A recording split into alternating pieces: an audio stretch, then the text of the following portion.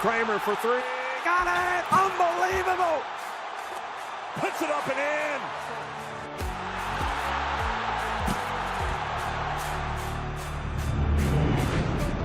Five teams racing to become champions of the water.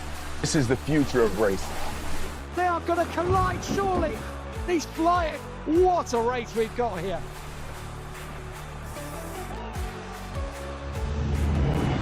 Ronaldo. Oh, genius! Van Persie with an absolute stunner. Yeah! Oh my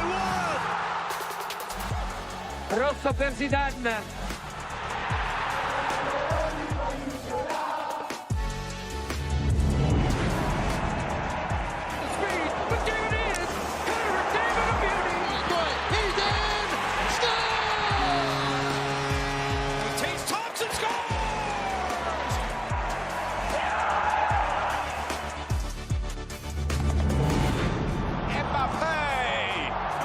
Another absolute screamer, and still Lamine!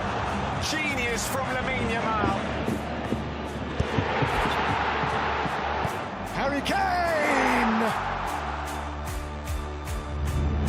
One of the most exhilarating down-to-the-wire championship fights we have seen. The world's greatest drivers gather. All right on the door handles.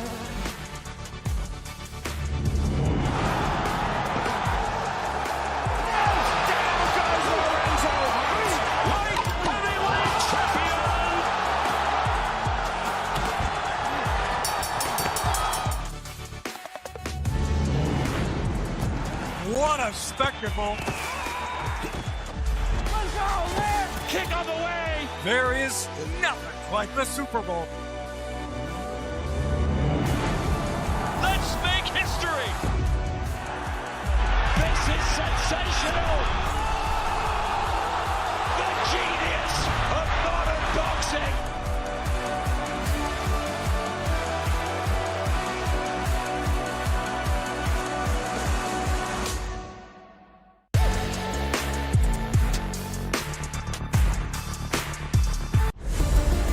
Saturday Fight Night on DAZN, brought to you by That Prize Guy.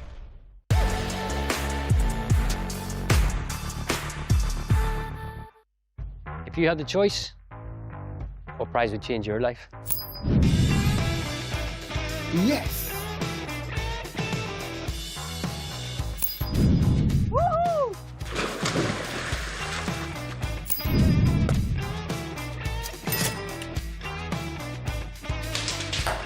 Competitions from as little as 5p per entry. What are you waiting for? You could be next to change your life with that prize guy. AWSAI is leading innovation in sports. Now fans can dive into every detail of the Bundesliga. Understand Formula One strategy as it unfolds. See NBA insights that were once invisible. And get closer to every shot on the PGA Tour. How do the world sports leagues advance? AWSAI is how. Introducing the casino you love to hate, Mr. Q. The following program is recommended for those 16 and over, as it contains sporting violence, possible bad language, and flashing imagery.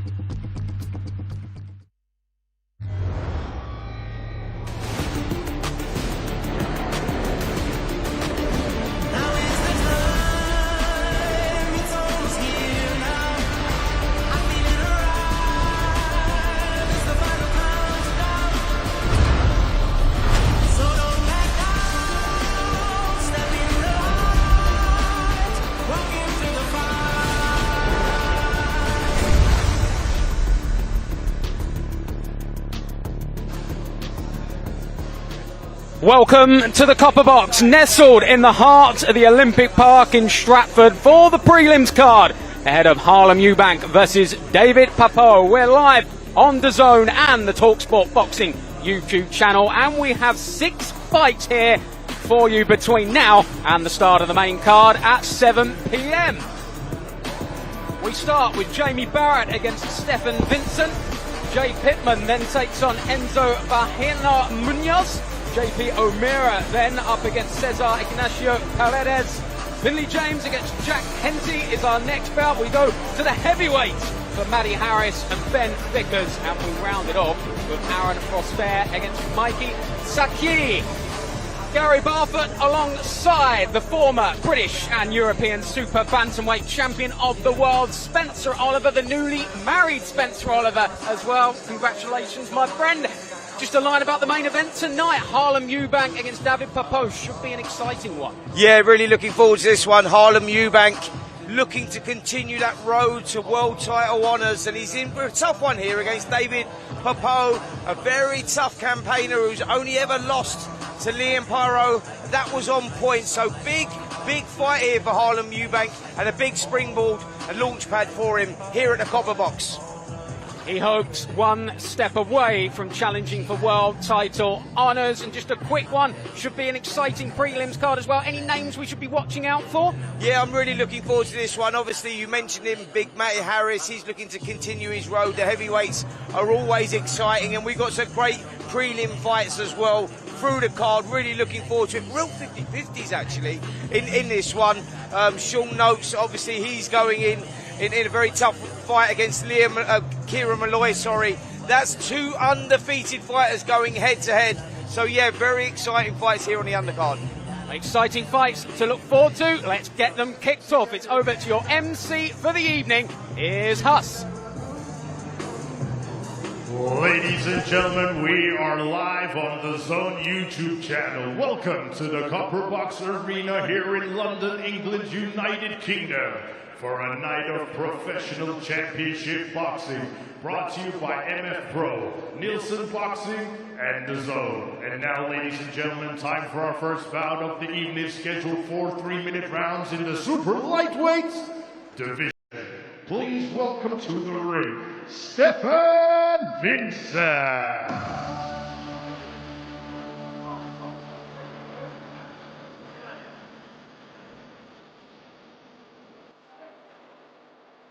Here comes Stefan Vincent then, the man from Portsmouth, who has had a very varied career, that is for sure.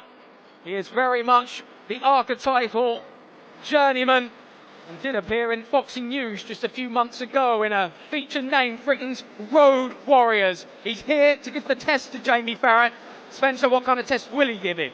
Well, listen, he comes with a wealth of experience. That's what we do know. Yes, he's only won 2 out of his 49 contests so far of those, and then 2 have come inside the distance. But he brings experience here against Jamie Barrett, who has only had 1 contest. So this is all about the learning curve. This is really the beginning of the journey here for Jamie Barrett, but this guy will test him for sure.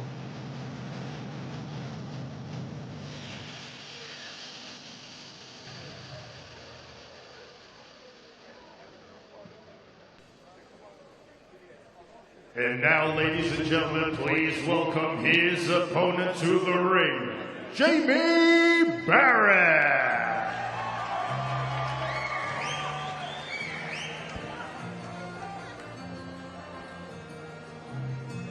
I was 18 years old when I went down to Dublin with a fistful of money and the candle of greens.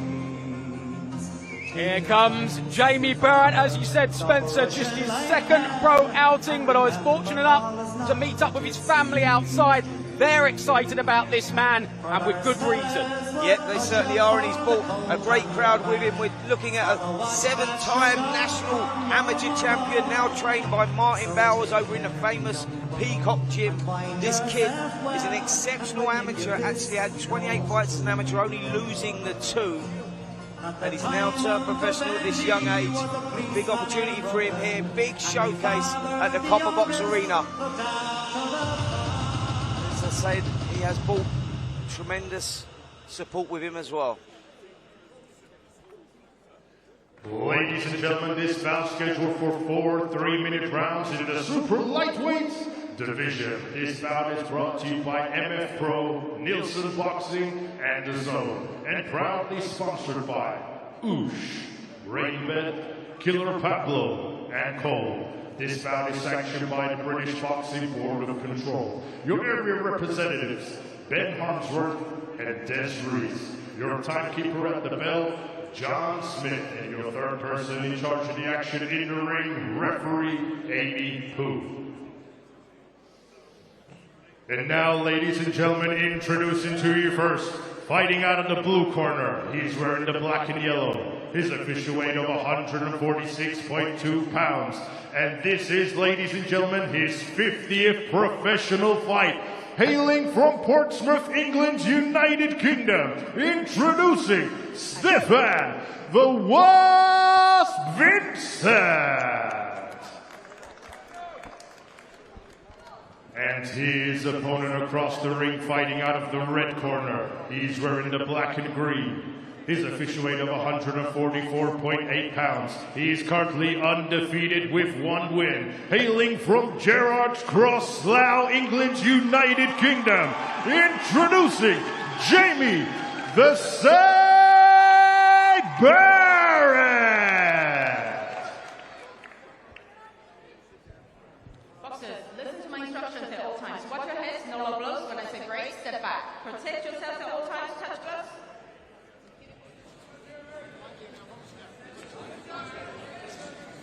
Well, plenty of talk and hype around this man, Jamie Barrett. But these are the nights where he has to prove what it's all about against a man who will be difficult to put away. Stefan Vincent has come here to have a row. What has Jamie Barrett got to do to look good in this one, Spencer? This is all about stamping your authority early. Jamie Barrett looks like he wants to do that as he's taking centre of the ring straight away, putting Vincent on the back foot, but it's not allowing Vincent to grow into any sort of confidence, because, as I say, these journeymen, if they get a little bit of confidence, they grow into it, they can make life very, very difficult, and Jamie Barrett recognised that. Martin Bowers in the corner would have told him that. They say, go out there, son, take that centre of the ring and take control, and that's exactly what he's doing here in the opening of this first round. Sharp, snappy jab out of the southpaw stance, and then he's really firing those left hands into the chest area. The first touchdown from Vincent not called, but he's taking a few heavy shots here. Yeah, Vincent already on the defensive, already in survival mode, and we're talking about the first minute of the first round here. He recognises he's in with an exceptional young talent who comes with a big reputation from the amateur game, big things expected of him in the professional ranks, and he started this one well, hasn't he? Really whipping that left hand around, landed that hook a couple of times as well. Jamie Barrett actually beat Adam Macker a couple of years ago in the amateurs, a man who Matchroom, of course, have got high hopes for. And at the moment, he's causing Stefan Vincent all manner of problem. Yep, Vincent covering up well on the ropes, but Barrett finding those holes, just winged in the right hook to the body there, boxing out of the southpaw stance, and he's controlling the space nicely here. Can't miss at the moment, Barrett. And there's a real air of confidence, a calmness, and now he's rattling Vincent's head back and forth on the ropes there.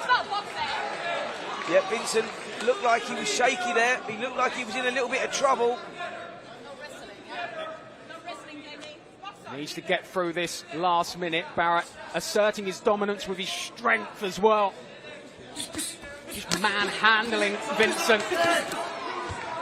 Left hand through the middle there. Vincent felt both of those as well, and he's got to use all his experience just to hang in here in this first round. Fast start here from Barrett, and Vincent in a bit of trouble on the ropes. The referee is taking a close look Taking here. a good look, and that straight left again right through the middle brings this one to a close. Jamie Barrett moves to 2-0, a first win by stoppage. That was as emphatic as it was impressive. Yeah, Gaz, that was an exceptional performance there. Jamie Barrett went out from the opening bell, done what Martin Bowers told him to do, take control early, gain the respect of your opponent, and he done just that. Took the centre of the ring lovely and found his range. The distance control was brilliant, shot selection excellent, and you wouldn't believe actually he was watching a young kid only having his second professional fight there, because that was a very mature performance.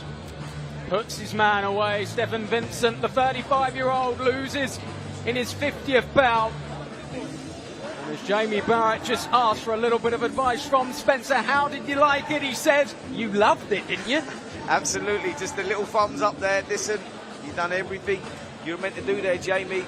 You come out, you stole the show, you was going to impress, you wanted to impress. Sometimes for a young fighter, actually, they can go out there and they're over-eager and they try too hard and you're looking for the knockout, and sometimes that knockout never comes and you can spoil your own performance. This kid didn't. He went out there, he controlled things early, and it was a brilliant, excellent finish. Well, let's make it official. Here's Huss. Ladies and gentlemen, the official time, 2 minutes and 27 seconds of round number 1. Your winner by TKO, still undefeated, Jamie the Saint Barrett. Well, it took Jamie Barrett the full 4 rounds to put away the Iceman Ryan Frost last time out. It's taken him just 1 round to put away Stefan Vincent. The Wasp dealt with in impressive fashion. He swatted away the man from Portsmouth. He's 2-0, and I expect to see Jamie Barrett making a few waves in this super lightweight division. Yep, really good performance there from this young fighter. The super lightweight division is stacked with talent. And keep your eye on this kid, because I think there's a new generation of fighters coming through. Remember the name Jamie Barrett, because you'll be hearing a lot more of him for sure. And interesting, his brother Nathan in there as well, who's also 2-0. The Barrett fighting family. They gave him the big sell outside the copper box this morning, and that was quite rightly so. Great stuff from Jamie Barrett. We are underway in the prelims. Barrett with the opening victory of the evening.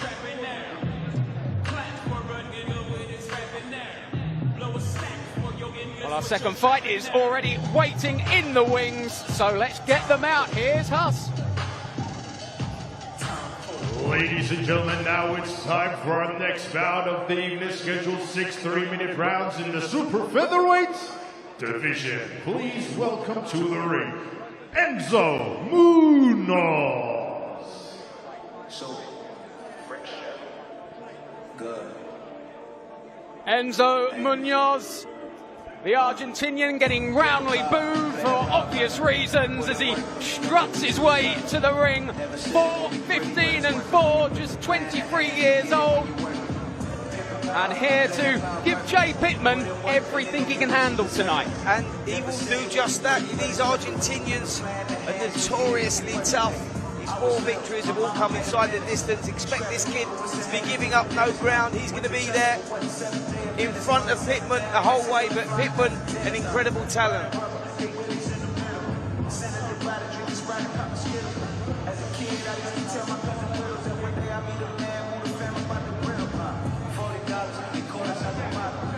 And now, ladies and gentlemen, please welcome his opponent to the ring, Jay Pitman.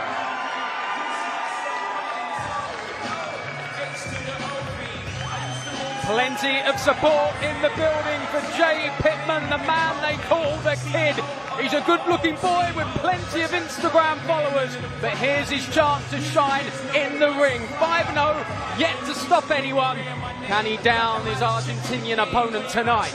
Yep, to build on that, Gaz, that 5-0, he's had 22 rounds completed in that 5-0 and never lost a round. This kid is an excellent tactician, stylist, brings a big crowd, huge ticket seller, as you can hear. They've turned out here early for him. But Monzo will cause him some problems. He's a tough kid. Ladies and gentlemen, this bout scheduled for 6 3-minute rounds in the super featherweight division. This bout is brought to you by MF Pro Neilson Boxing and DAZN, and proudly sponsored by Oosh, Rainbed, Killer Pablo, and Cold. This bout is sanctioned by the British Boxing Board of Control. Your area representatives, Des Reese and Ben Harmsworth. Your timekeeper at the bell, John Smith. And your third man in charge of the action in the ring, A-star referee, Kieran McCann. And now, ladies and gentlemen, introducing to you first, Fighting out in the blue corner, he's wearing the black with purple. His official weight of 127.5 pounds. He has a record of 23 fights, 15 losses, 4 draws, 4 wins, and 2 of his wins coming by way of knockout. Hailing from Buenos Aires, Argentina, introducing Enzo Bahiano, El Toro Munoz. And his opponent across the ring, fighting out of the red corner. He's wearing the white, black, and blue. His official weight of 127 pounds, bang on. He's currently undefeated with 5 wins. Hailing from Gloucester, England, United Kingdom, introducing the Cat Pitman.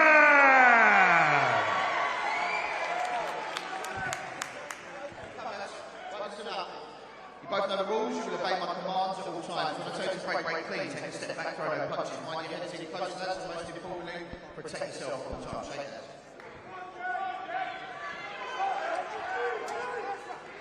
Well, for Jay Pitman, he's brought plenty of fans with him, but this is his first fight outside of Gloucestershire and Wiltshire. They've travelled to see him on the road, a chance to make a statement in the capital, and we're underway. Munoz from Argentina, as you said, Spencer, will come to fight. It'll be durable, it'll be hard, but the kid has got class. Yep, he certainly has. Pitman was an excellent amateur. Now into the professional ranks, done nothing wrong so far. 5-0. Will be looking to get that first KO. He's taking the centre of the ring nicely here, controlling the space well, stabs out the jab. Good start from him, but he can't take any liberties with Monzo. Don't read into the record too much. These kids are tough, and if they get the opportunity, they'll go for the victory. So you have to be smart with these guys. He's trying to find his range, Pitman, in the early exchanges. We've already seen one man tonight in Jamie Barrett get his first stoppage of the pro career. So Jay Pitman would have been watching that in the wings and thinking he can do similar. Yep, started well, Pitman. He's just got to be careful. He doesn't go back in straight lines off those shots. He needs to break that line when going back. Because as I said, Monzo is that type of guy that will see the opportunity, he will take it. You can see he's quite capable, better than his record would suggest. That was unlucky there from Pitman. So sized it up well. Monzo read it well. Yeah, Munoz has lost his last 8 straight. We said about the kid being on the road. This is the first time that Munoz has fought outside of South America. The only other time he did, he lost when in Uruguay, so he doesn't travel too well. But these Argentinians are tough, and this will still be a real test for Jay Pitman, who's got to avoid getting any kind of frustration in this opening round. Yep, he has. He's teeing up, looking for that big right hand. You can see that. He's brought a brilliant crowd here this evening. We just heard that as he was cheered in, but he just needs to step in more with that right hand. He's teeing up the jab nicely, just falling short with the jab. Therefore, he needs to step in with that front foot to close that range. Just telegraphing that big right hand a bit, hasn't he? But he landed that time, but then he got countered, and there's the danger.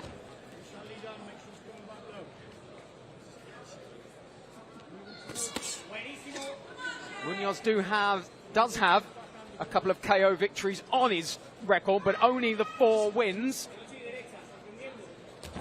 As I said, Munoz, though, he is that guy that is capable. He knows his way around the ring for sure. He's holding himself quite well. Pitman doing the better of the work, taking centre of the ring, controlling things behind that jab. Falling a little short with that right hand, just needs to find the range on that, but it's been a good start here from Pitman. Yeah, all about getting that range. The one time he did land with it, he caught one on the counter. Solid enough opening round, but the Argentinian looks as though he's going to prove elusive in this one. Yep, as expected. Munoz is that guy. Looked quite comfortable going back to the corner, taking the instructions there, we can see. Looks nice and calm. Quite happy with that himself, although he didn't win that first round. He seems happy enough with that one. For Jay Pitman, I'm sure the instructions will be start stepping in a little bit more with that right hand, son. Don't hold your feet. You're working well off the jab. Let's see a little variety now as well. Don't be too one-dimensional, too predictable. But a good start there from Pitman. The nerves all have gone now. They're into the fight.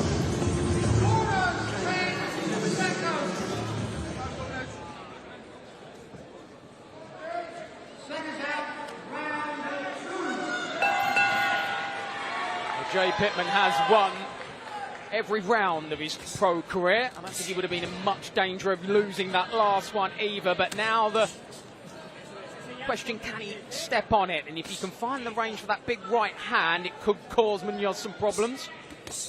Yep, just needs to step in with that shot a little more. As I say, Pitman is a stylist. You can see that. Works well, boxing IQ's good. He's trying to be creative here. He's trying to set some traps, trying to find an opening. He has to be careful that he doesn't get too greedy in doing that, because Munoz is that guy that's trying to draw him in. You see him sitting on the ropes there. Little shake of the head. Took a left hook to the body there. I wonder if the shake of the head, always a sign that he may have been hurt by that shot. Yeah. Oh, big right hand through the middle there. Munoz holding his feet a little more. You were saying about Pitman moving in straight lines in that first round. Now he's starting a little bit more lateral, starting to get his groove. That's exactly right, guys. That's what he needs to do. He needs to come off that line, try and be creative, find those openings. Nice right hook to the body as well there from Pitman. A good scoring shot. Been a bit more clinical in this round. He's starting to find that range. Yep, he is. I'd just like to see him now relaxing and putting the shots together now. Let the punches go in bunches.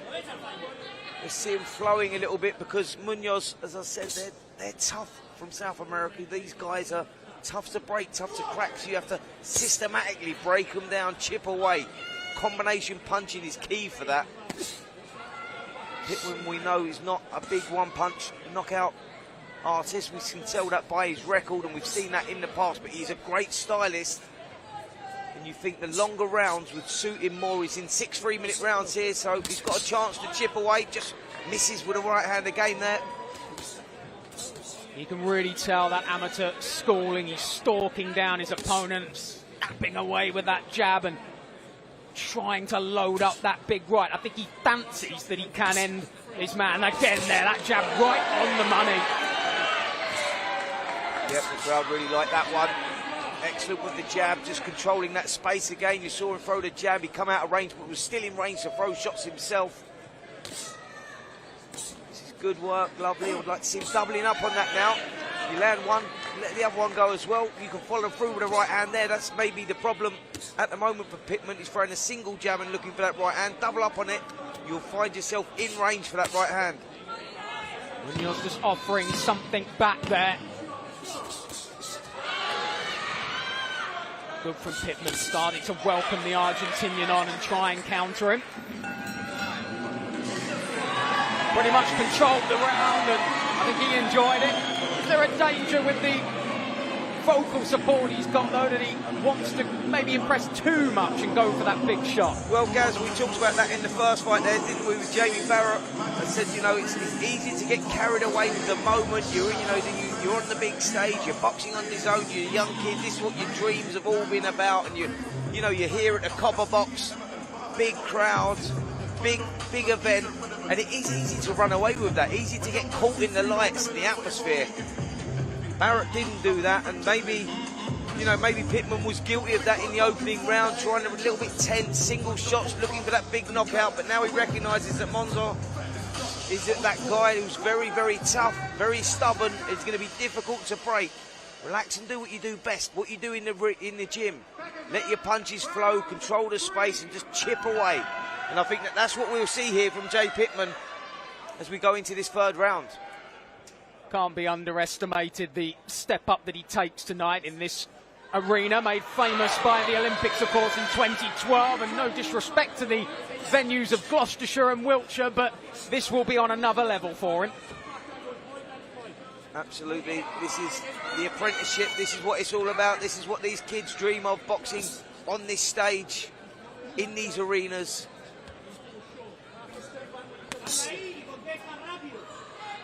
Right hand catching a bit more glove than target there. When you were doing the early rounds, Spencer, how much did you want to come out and make a statement early in your career, really get people talking about you? Well, that's what it's all about. It's about stealing the show. You know, we've got some real 50-50 fights here on the undercard, and the main event as well is a really exciting contest. So it's all about stealing the show, so that, you know, the 6,000 strong crowd that come in here and watch the fight, they'll leave and they'll be talking about you, and that's what you want to do, and that's where you can be guilty of over-trying sometimes. Pitman having no problem landing that jab consistently. And a few times in this round already, Munoz has given him the nod back to say, yeah, you're starting to find me a little bit here. Yeah, less coming back from Munoz now, isn't there? He's covering up, throwing the single shot, but Pitman's got full control of this one now. Some of the work a little bit more laboured from Munoz, and just noticing that Pitman's just throwing the feint a little bit more now as well, giving the Argentinian some more to think about.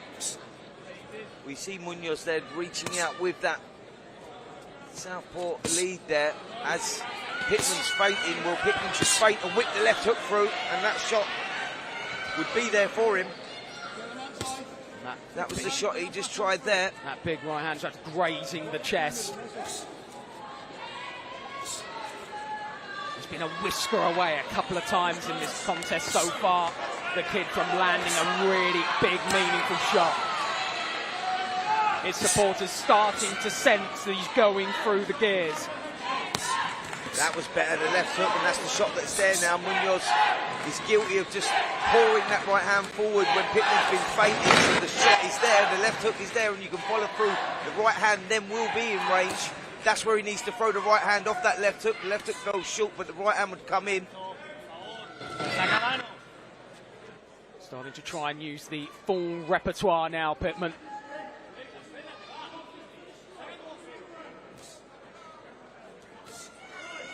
He already looks like such a tough man to put away, though, Munoz. Oh, Gaz, honestly, mate, these guys are teak tough. You don't read into the record. You can get guilty of falling into the trap by reading into the record, because these kids are on the road, have gum shield, will travel, will fight, doesn't matter whose backyard you're in.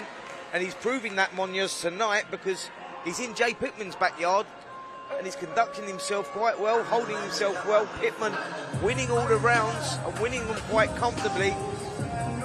But I would like to see Pitman now starting to go through the gears a little bit more. We saw a little bit more of that in the last round, but I'd like to see him now with a bit more variety, doubling up on that jab, stepping in with the right hand, and bring that left hook into play as well.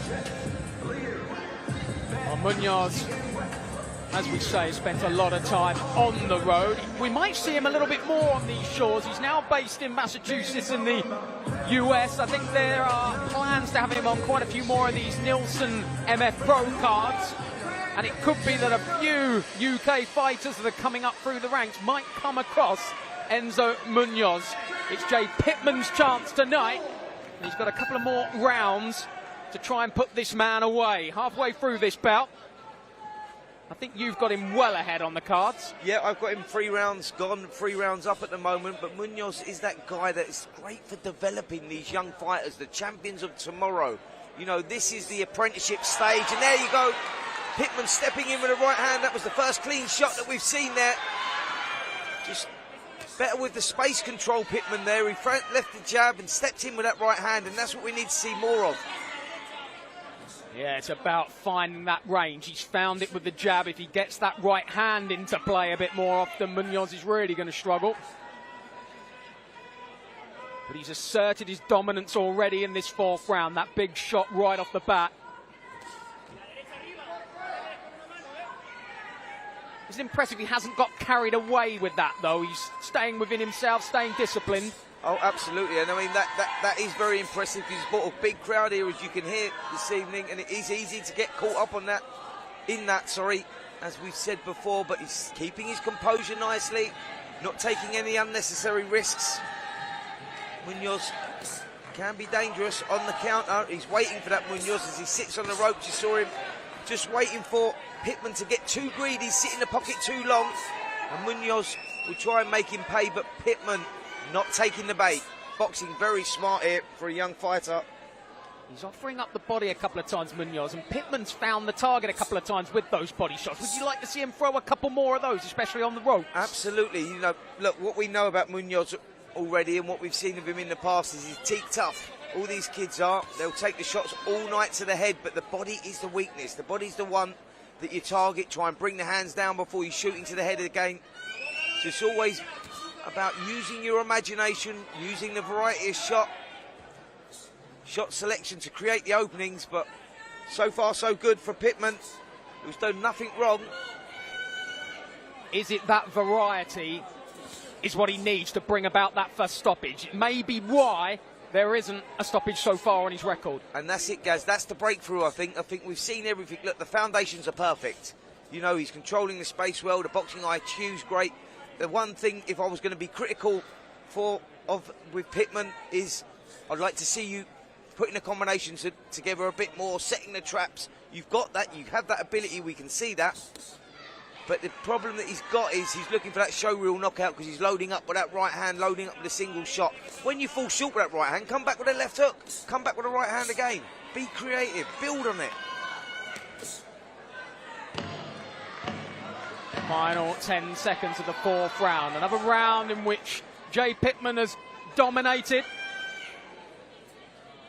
But can he produce the big finish, which you can tell he is absolutely desperate for?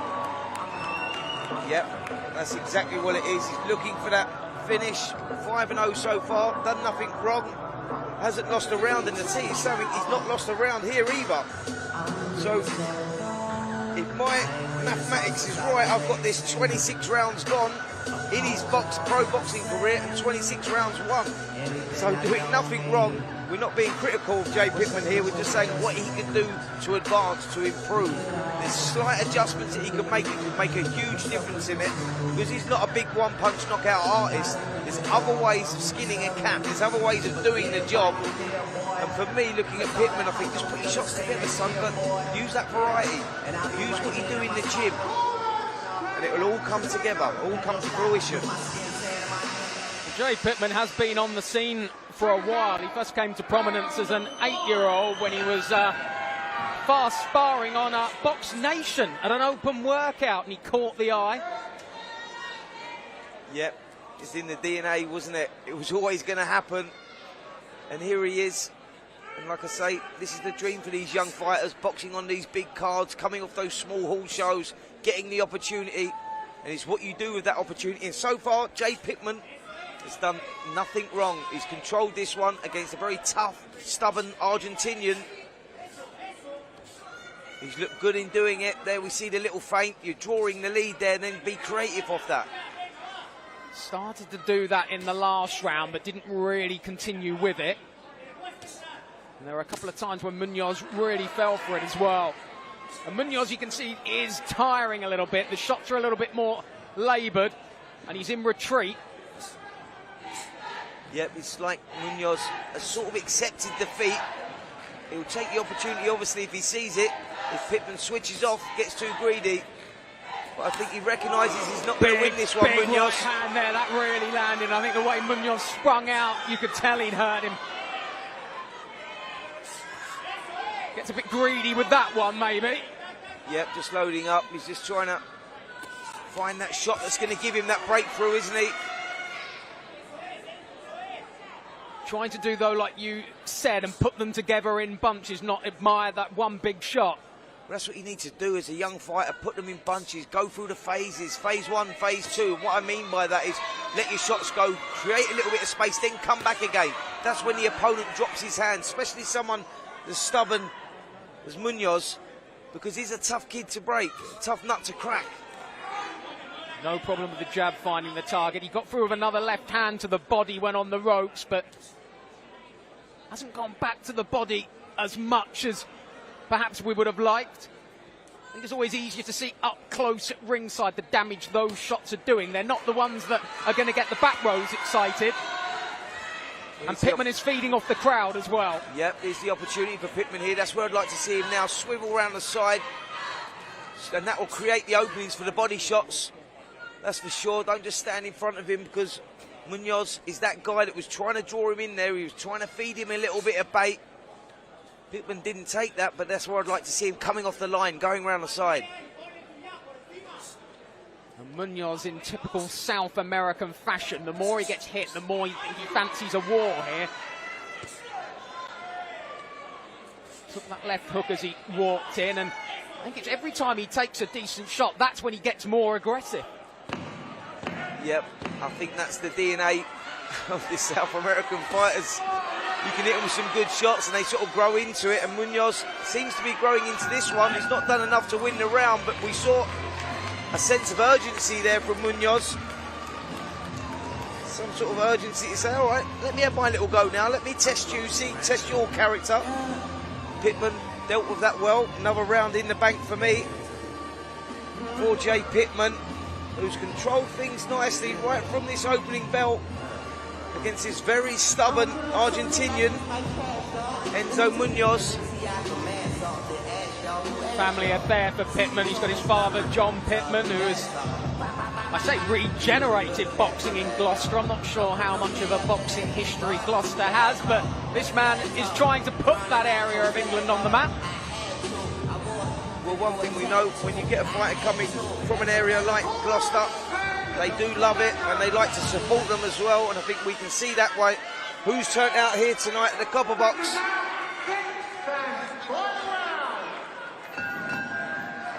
Well, once again, Jay Pitman looks like he's going to have to do it over the distance, but he's got 3 minutes to put the Argentinian away. He's well up, I suppose, nothing silly. All these rounds will add to the experience, but he would love the stoppage on his record. Of course he would. That's what every young fighter wants. They want those knockouts, and you feel that Jay Pitman will get those as the rounds increase. He moves into the 8-round, 10-round, 12-round fights. But right now, when you're looking for your first knockout, sometimes you can be guilty of looking too hard. I'm not sure he's done that tonight, Pitman, who's controlled everything right from the opening bell, but unfortunately for him, he's got a very stubborn opponent in front of him. He's gone very defensive in this final round, Munoz. I think he's decided he's going to get through this one. And from his point of view, make sure that he's welcome back on a few more of these cards, because of the guys at MF Pro and Neilson know he's going to give their men a test. He'll be back sooner rather than later. Yep, he certainly will. Munoz will be, probably we'll see him in the ring somewhere on the globe in the next week or so, because that's what these kids do. They choose to box life on the road, box life as the journeyman, as the opponent, as we like to say. And so the moral victory for Munoz will be to survive, get through the fight, and be able to fight again next week. That's how they earn their money. Good jab there, though, from Jay Pitman. That was a lovely little breakthrough. Just missed the whiskers there of the uppercut as well. Just trying to mix up and find a way. That right hand just grazing the chin of Munoz. He was fortunate on the back foot there. Took a big left hand into the rib cage as well. Yep, the body shot you was talking about there, Gaz, and he must have heard you, mate, because he started switching those attacks downstairs, and that's where he's now getting the success. Yeah, that left then followed with a big right hand upstairs. It was lovely work in that corner from Pitman. Now he's got Munoz in a position where I think he's glancing at his corner and wanting these last 50 seconds to tick by as quick as possible. Pitman in complete control here in this 6th and final round. Body shot goes in as well. Nod of appreciation there from Munoz. Not sure he liked that one too much. Big right hand to the body again from Pitman, who is softening up Munoz.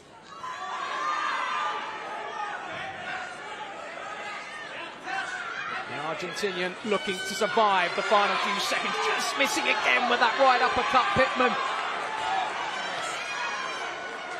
I think he's got all the shots in the locker, hasn't been able to find the target with all of them tonight. But 6 dominant rounds, Munoz with a smile as he tries to unload in the final few seconds and go out on his sword. Well, Munoz delighted with his work, but for me, and I think you, Spence, Jay Pitman just a class above over the 6 rounds. Yeah, what an explosive last 15 seconds or so we had there. Both guys trading. Munoz deciding to roll the dice for the first time in the contest there.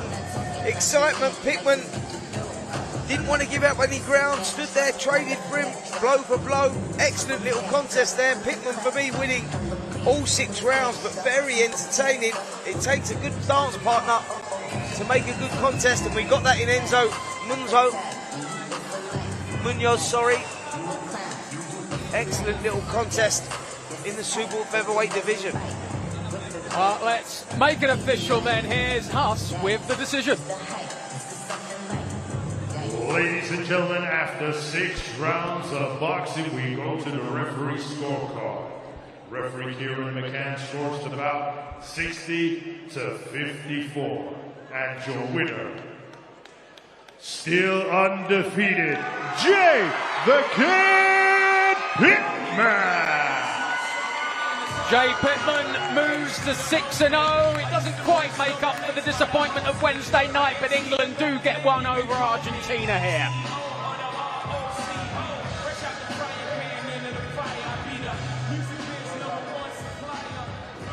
So Jay Pitman, our second winner of the night. Will this man be a winner later tonight? We've got Diego Pacheco against Emmanuel Alim coming up on DAZN later. This Spencer Summer, Diego Pacheco's best moments. Glad to see him back tonight. Yeah, excellent fighter, Diego Pacheco. And we get to see him back in the ring tonight. Done nothing wrong so far as a professional. Can he continue that unbeaten run? We're going to find out later. Yeah, Emmanuel Alim stands in his way. The WBC Silver and WBO International Super Middleweight titles are on the line. And that one is on air. And literally as we finish here with Eubank Papot. So keep it with DAZN all night long, the home of boxing.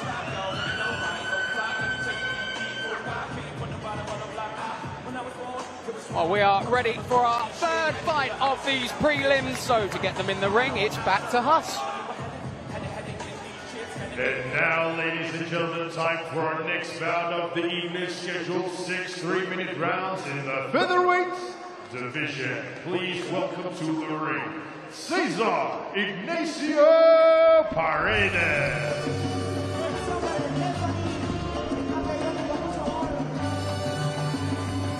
Well, Cesar Paredes, the southpaw out of Peru, 18-37-1. He's been around a bit, 342 rounds boxed. He'll give J.P. O'Meara everything he can handle tonight. Yep, Paredes is a tough guy. We've seen him on these shores before. Lost to good fighters like Sonny Hardy, Weston Barney Smith, amongst others. But I tell you something, this kid is as tough as they come, brings a wealth of experience. And this is a good test for J.P. O'Meara at this stage of his career.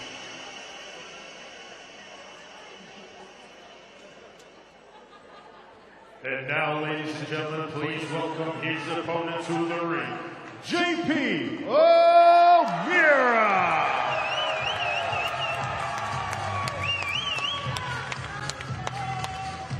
John Patrick O'Meara, better known as J.P. O'Meara, comes in here 7-0, a real prospect, a local lad as well, a West Ham fan, just a couple of miles, well not even a couple of miles, a stone's throw from their very home, the London Stadium, and he will be as excited as they come to get the job done tonight.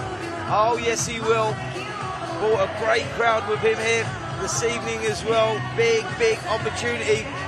Got his first stoppage win last time out against a very tough Argentinian.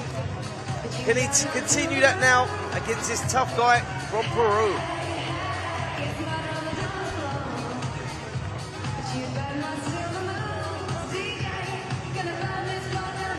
Ladies and gentlemen, this bout scheduled for 6 3-minute rounds in the featherweight division. This bout is brought to you by MF Pro Neilson Boxing and DAZN, and proudly sponsored by Rainbet, Killer Pablo, and Cole. This bout is sanctioned by the British Boxing Board of Control. Your area representatives, Ben Harmsworth and Des Roots. Your timekeeper at the bell, John Smith. And the third person in charge of the action in the ring, referee Amy Koo. And now, ladies and gentlemen, introducing to you first, Fighting out of the blue corner, he's wearing the gray trunks. His official weight of 127.9 pounds. He is a veteran of 56 professional fights. Hailing from Peru, introducing Cesar Ignacio Paredes.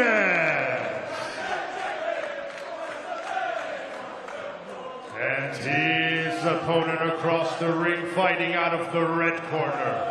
He's wearing the black trunks. His official weight of 129.5 pounds. He's currently undefeated with 7 wins, and one of those wins come in by way of knockout. Hailing from Ealing, London, England, United Kingdom, introducing JP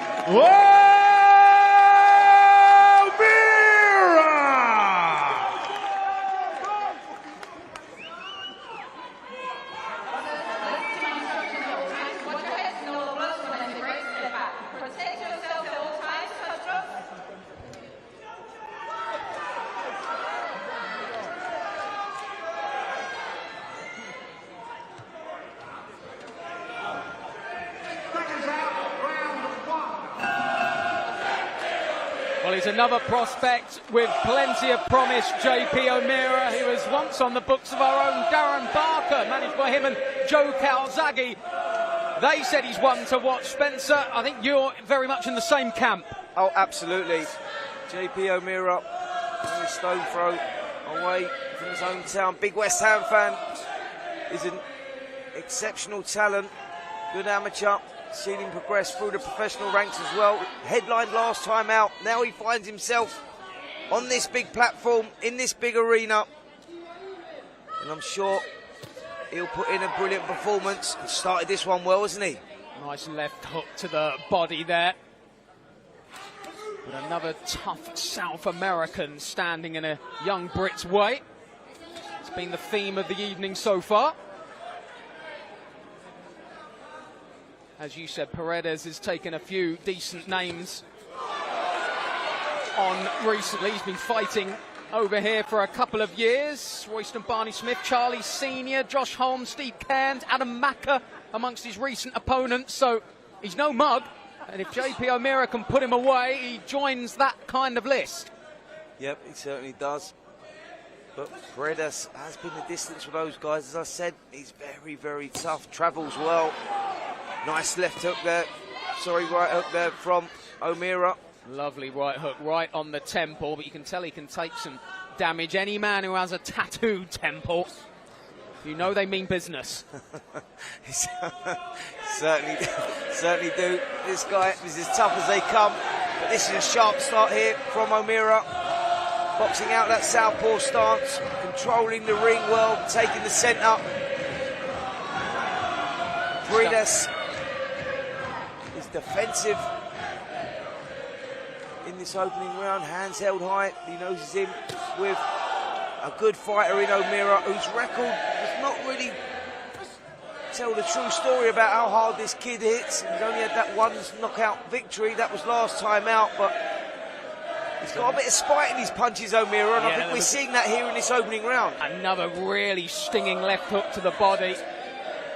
You could tell it was a good shot because his fan base have broken into a chorus of forever blowing bubbles. He's enjoying this first round, JP. Both men fighting out of the southpaw stance. Will that prove to be tricky for O'Meara? Something else to think about?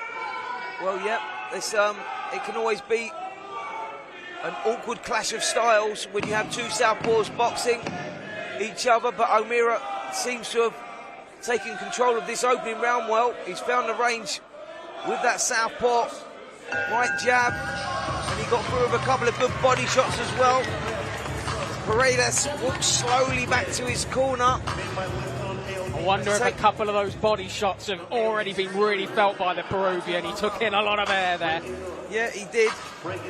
He's just taking in all the advice he can there, Paredes. He was quite defensive in that opening round, and he's asked for a lot of water there, drinking a lot of water in after only one round, but it was a good round from JP O'Meara, who dominated, controlled the space well, worked well behind that southpaw jab, as you said, Gaz, whipped in those body shots as well. Did that have a little telling factor? Well, we'll find out here at the beginning of round number 2, because I'm sure O'Meara will switch his attacks back downstairs. O'Meara, who's starting to find himself in the pro ranks. He scored his first pro stoppage last time out against Manuel Paredes, so starting to settle into things, and he certainly settled early on here.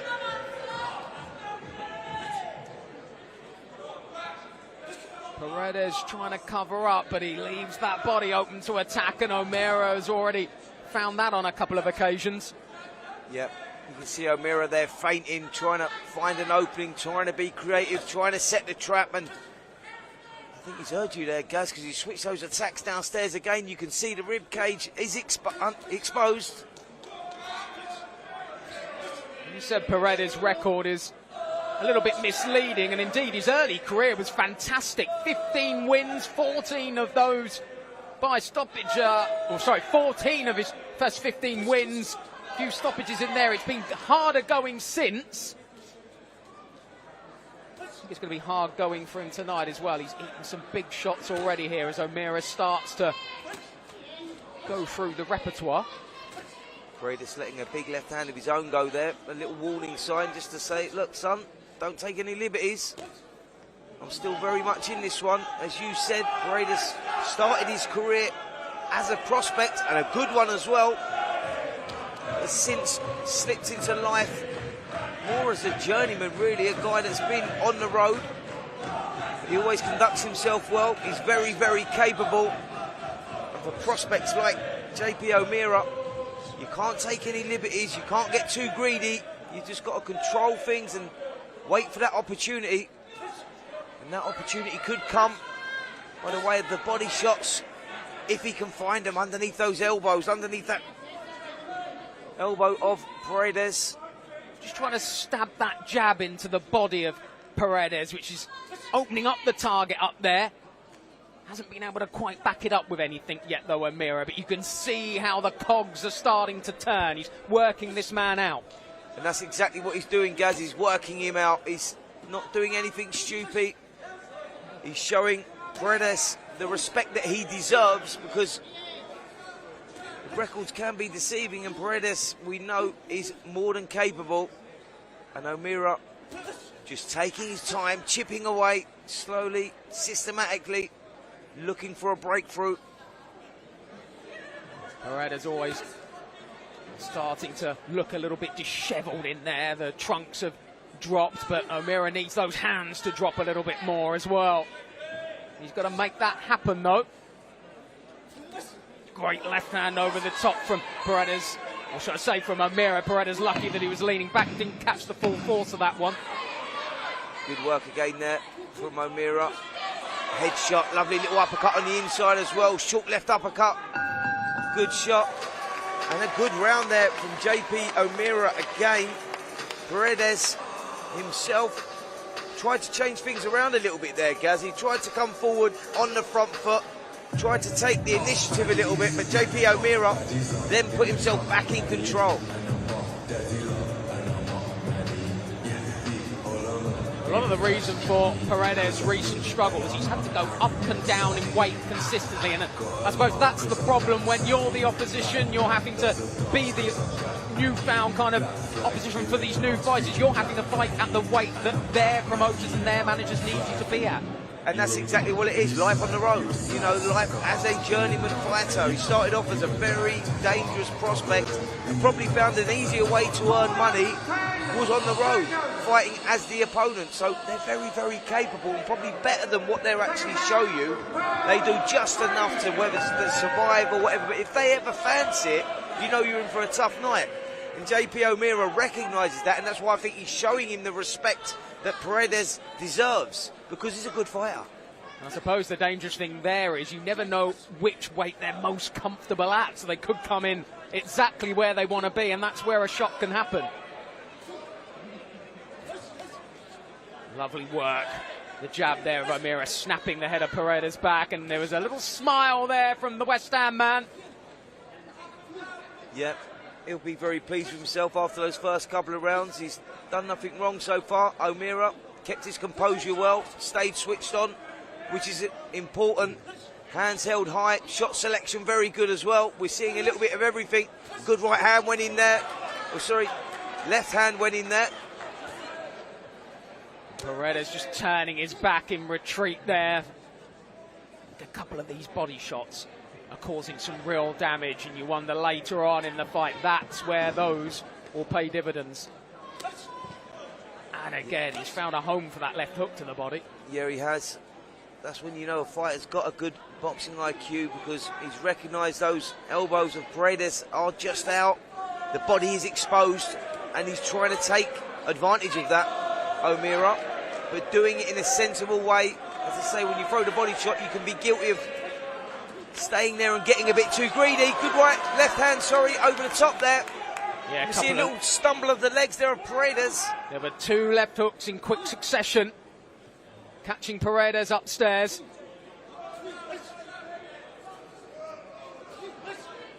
As I was saying, you can get a little greedy when the body's exposed, and you can sit there a little too long.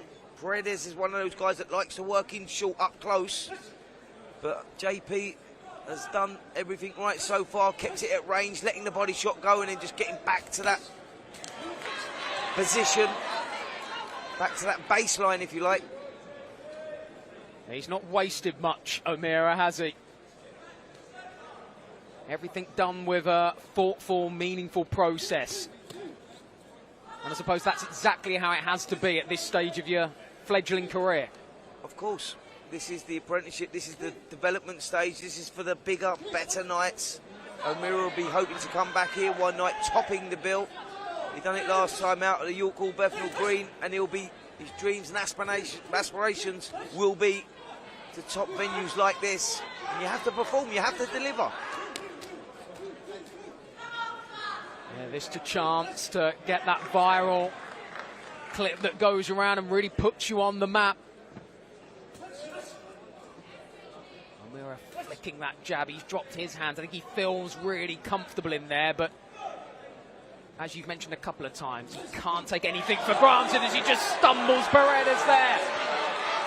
Yeah, lovely shot there from O'Meara, who's changed his style somewhat. Instead of going on the front foot now, he's letting Paredes come on to him, and that's where Paredes is making the mistakes. He's in the pocket and he's getting caught. This is a good switch, good change of tactics here from O'Meara, who finishes with a lovely body shot on the bell as well. Really clever round from O'Meara, that, as you said. And as soon as Paredes went on the attack, he paid the price. Yeah, and that's what you'll expect now from O'Meara. And his corner, they'll be saying to him, right, son, listen, sit back, let Paredes come on to you, because that's when he makes those fundamental mistakes. You know, that's when he's sitting on the line, not coming off the line, sitting in the pocket. And that's where he can be caught, and that's where his vulnerabilities are. So that was a good change of tactics there from JP. Now he has to build on that. And let's see if he can do that going into the second half of this contest. Paredes may have lost his last 24, I make it, but he's only been stopped once in that time, so it would be a statement if JP O'Meara can put this man away. There were signs in that last round that he's got the ability to. He's got 3 rounds to work him out.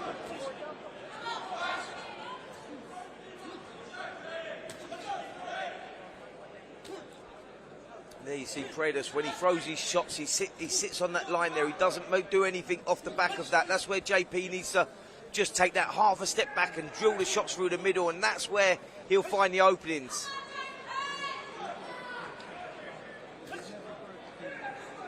Real steely focus to O'Meara as he lands a couple more scoring shots. Paredes starting to really struggle now with his defences, and getting out-muscled a bit as well by O'Meara. Paredes there complaining to the ref as well. That's never a good sign. O'Meara just seems to be going through the gears a little bit here. Paredes maybe just starting to unravel a little bit. Again, a left hand to the body, but as O'Meara tries to go upstairs, he found nothing but glove.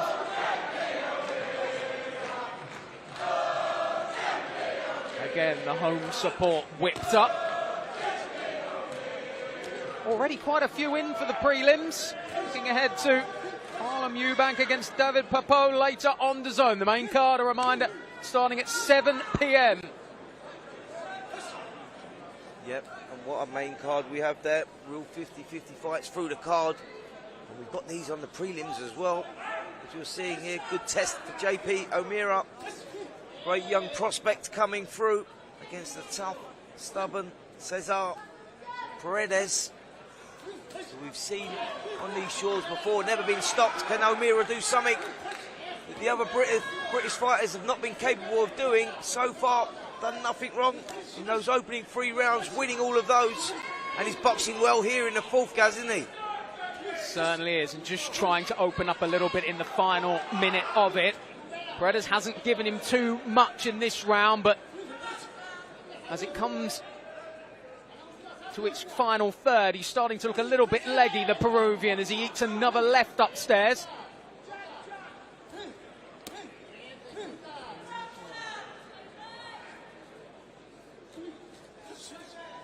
Paredes trying to show that there's something still left in his tank, but as he does, it just leaves the target open for O'Meara. Yeah, big left hand through the middle again there from O'Meara. He's kept his shape very well through these first 4 rounds. He's dominated this round as well. Now choosing to box on the back foot, which is the better move for O'Meara for me, because Paredes is making little fundamental mistakes as he's coming forward. Lovely work again from O'Meara. Just stumbled him back there and then goes on the all-out attack, Paredes. I think that hurt him as well. Yeah, Paredes, proud man, trying to come back with something towards the end of that final 10 seconds or so of the 4th round. Landed a nice little shot on the bell there, but that wasn't enough. O'Meara really dominating that 4th round, controlling the space so well, working everything well behind that southpaw jab, still whipping in those body shots, both sides of the body. But Paredes, to his credit, has kept his shape, kept his composure, still very much in there, but O'Meara at the moment is a whitewash for me, winning everything on the scorecards. Definitely looked as though O'Meara wanted to go a little bit more on the back foot in this round, hoping that Paredes would come on. He didn't quite take the bait until the final minute or so. Into the 5th round then, scheduled for 6 in this featherweight contest. So far, JP O'Meara ahead on the cards, but Cesar Paredes is going to be a tough man to put away. Yep, I have to agree with that. Paredes, in a number of occasions we've seen him on UK shores before, has never shown any vulnerability. Is as tough as they come, and he's fallen into the trap of becoming that journeyman, the guy, the road warrior, if you like. But he still comes and he still tries to win. He's a tough, tough guy. O'Meara boxing very well at the moment. Controlling everything behind that southpaw jab. Picking the shots well. It's been a good performance so far. And he will join a decent list of names that Paredes has been in with. The best of the young British crop coming through. And that was the test for O'Meara tonight, as Paredes scores there with a good-looking left hand. Yeah, and followed up by another one as well. Little lapse in concentration from O'Meara here. Needs to regroup, get himself back together. Don't try and chase those shots, by the way. That's gone, that's history. That's the worst mistake a fighter, a young fighter can make. Gets caught by a couple of shots and then tries to chase the shot. Yeah, against the odds. Paredes having his best round here. He's taking some punishment himself, but I think he's decided, let's go for it here. Yep, that's exactly what I was going to say. He's having a good round here, Paredes. And he senses that. That's what I say. You give these guys a little glimmer of hope, and they'll try and seize and take that opportunity. And he's going for it here, Paredes. And O'Meara having to show a lot of character in there. He's been really aggressive in this round, Paredes, which we thought would play into O'Meara's hands, but as you say, I think a little bit frustrated by a couple of those mistakes he's made early in this round. And Paredes showed early on in his career he is more than capable.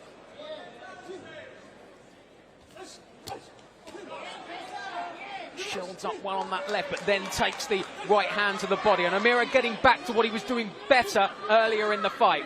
Yep, and that's exactly what he needed to do. But look at the response from Paredes. He's coming back and he's making things tough in there this round for O'Meara. He's thrown caution to the wind here, the Peruvian. And is having some joy in this round. Not sure if he's shown enough to maybe nick this round, but it's certainly going to be close. And as he did in the last round, he's ending this one strongly. Sorry, guys, here he is. He's ending it very, very strongly and may have done enough to nick that round. He was certainly having his successes, wasn't he? For the first time in the contest, we saw O'Meara lose a bit of composure. And he'll be guilty of trying to chase something there. He got caught with a few shots and forgot his boxing, tried to get those shots back with Paredes, sorry, and paid the price for that. And Paredes, for me, maybe just stealing the round. He's just done enough. Yeah, no doubt about it. His best round so far. And probably the most the Peruvians enjoyed themselves in the East End since Paddington Bear. Yeah, absolutely. It was a good round from Paredes. And now O'Meara's going to have to show a bit of character. We're going to see what he's all about, because Cesar Paredes, I'm sure, will go for it in his sixth and final round. And listen to the West Ham support O'Meara's got in here tonight. And they are all trying to cheer him through this last round. It's been an excellent contest so far. Yeah, sixth and final round, and I think the O'Meara fans have decided he needs a little bit of support, because once again in this round, Paredes has come out firing here. And this has turned into a bit of a war in the last round. Great left hand from O'Meara, just rocked him. Couldn't quite follow it up. Paredes hanging on for his life. What an excellent little contest this one's turned into. Paredes has decided he wants to go for it, roll the dice, and take the fight to O'Meara, and he's having some success. Big left hand through the middle again there from Paredes. Really good shot from Paredes. Well, for 4 rounds, this was a JP O'Meara masterclass, but Paredes now has come right out of his box in the last couple of rounds. And he's asking questions of O'Meara here, who's starting to feel the pace. The mouth has come open, and he's digging deep here, O'Meara. Trust me on that one. Well, this part of the steep learning curve to get through this 6th round. A reminder that Paredes, as I say, took the likes of Royston Barney Smith, Charlie Senior, Adam Macker over the distance. So, yeah, the physicalities look to be leaving JP O'Meara now. This is becoming more a psychological battle, and he got caught with a big left hand again. Paredes has worn right into this. He's taken a couple of shots himself, mind you, the Peruvian. It's not been one-way traffic. But O'Meara now, for the first time in the fight, on the back foot a little bit. Oh, good shot there from O'Meara. That was better. Heads come close together. Paredes just having to avoid a barrage there. O'Meara's got to be careful, though. He's in danger of taking some as he comes in looking for his own big shot. Straight right scoring. Paredes hanging on again. Yeah, become a real shootout here in this 6th and final round. Both guys feeling the pace, but both guys biting down on the gum shields. Look at the character here from JP O'Meara, who's answering the blows from Paredes. But Paredes trying to find something, trying to salvage something out of this contest, and he's giving it everything. Left hand just landing there, but I think Paredes is running on absolute empty. Can O'Meara land the blow to put him away, though? Both men swinging for the fences. Final 15 seconds of what's been a slugfest final round as they go toe-to-toe on the ropes. Fantastic action in this, and this is just the prelims. What a contest we've had here, and listen to the appreciation of the crowd as both guys go toe to toe.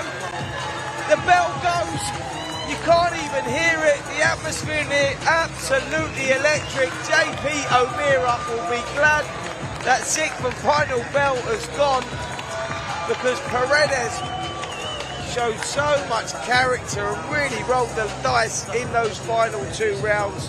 Asked a few questions of JP O'Meara, and guess what? O'Meara answered them for sure. I think O'Meara will have been glad he had those first 4 rounds in the bank, because those last 2 were a little bit uncomfortable. And that final round, I suppose he could enjoy that exchange because he was safe in the knowledge that he had those rounds in the bank. And Paredes didn't quite have the power to put him away, but no doubt about it, Cesar Paredes is going to be a man who's going to test a few fighters who are coming up, certainly in the British ranks and further. Oh, absolutely. Listen, promoters will watch that and think, yes, please, we'll have Paredes back on our show again. What a fight. Great war. Let's see who's got it.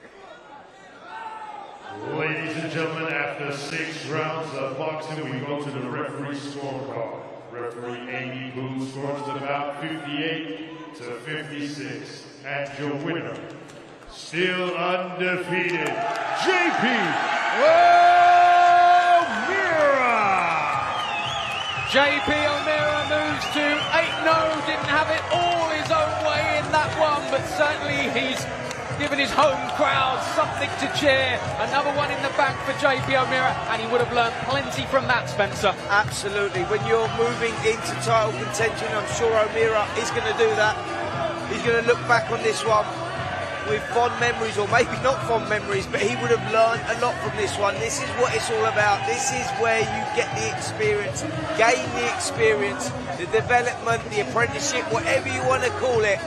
O'Meara has certainly earned his money tonight, and it was a great little performance in front of a very busy crowd here at the Copper Box Arena, and he brought a tremendous crowd with him, Gaz, didn't he? Yeah, he certainly has. That crowd in fine voice, and looking forward to what else is to come tonight on this DAZN, the home of boxing. Saturday fight nights every week on DAZN, where every Saturday the biggest fights, the blockbuster shows, are live only on DAZN. on DAZN. So join us ringside, because Saturday nights, all right for fighting.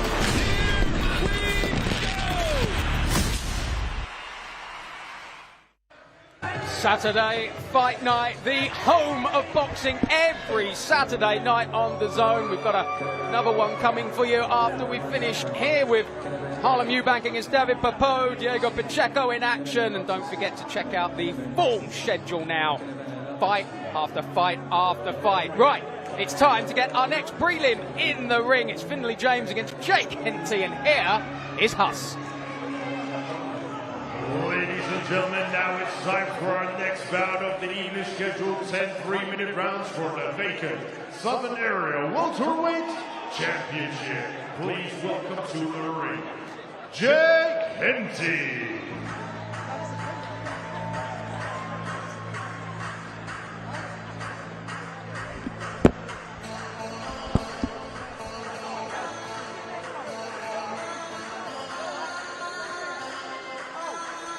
Well, Jake Henty, 9-0, and still just 26. The southpaw fighting out of Welling, London, and comes here with a point to prove, and will give Finley James a real run for his money. This, as you were saying, Spence, the first of those real 50-50 fights. Yep, somebody's O has got to go. Both guys 9 undefeated.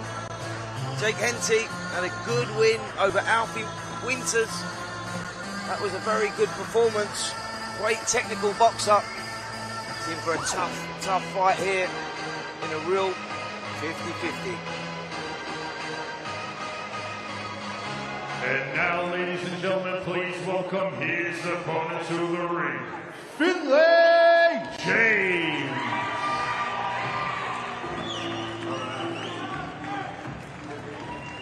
Finley James, another man who will enjoy plenty of home support Another West Ham fan. He calls himself the captain.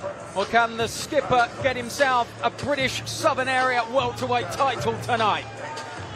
Yeah, what a contest. As I said, we've got here tonight. Finley James done nothing wrong so far. Still searching for his first KO victory. Can he get it tonight against the tough Jake Henty? Well, Finley James, what a corner he has there. Mark Tibbs in the corner, Jimmy Tibbs in the corner, wealth of experience. And he may need that experience tonight in the real 50-50 contest.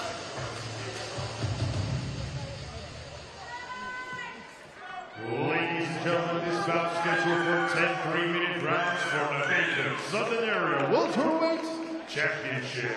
This bout is brought to you by MF Pro Neilson Boxing and DAZN, and proudly sponsored by Oosh, Rainvent, Killer Pablo, and Cole. This bout is sanctioned by the British Boxing Board of Control. Your area representatives, Ben Hartsworth, Des Reese, your inspectors ringside, Terry Martin, Alan Spelling, Chaz Copeland, Miko Wilshire, Harry McCauley, Lydia Molly, Sinead McCormick, and Lucinda Nichols. And now, ladies and gentlemen, introducing to you first, fighting out of the blue corner, he's wearing the silver and green. His official weight of 146.5 pounds. He's currently undefeated with 9 wins, and 2 of those wins come in by way of knockout. Hailing from Welling, London, England, United Kingdom, introducing Jake Henty. And his opponent across the ring, fighting out of the red corner. He's wearing the blue with white trim. His official weight of 146.2 pounds. He's currently undefeated with 9 wins. Hailing from Chadwell, Essex, England, United Kingdom, introducing Finley James. Okay, lads. Your instructions in the dressing room, right? You know, I expect you to both keep the fight clean, obey my commands, most importantly, lads. Protect yourself all the time, right? Shake that.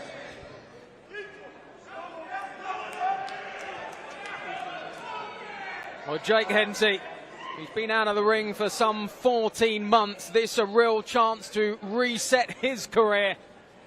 Hit against a man in the shape of Finley James, who's a real throwback fighter. He looks like something out of the 50s, Spence.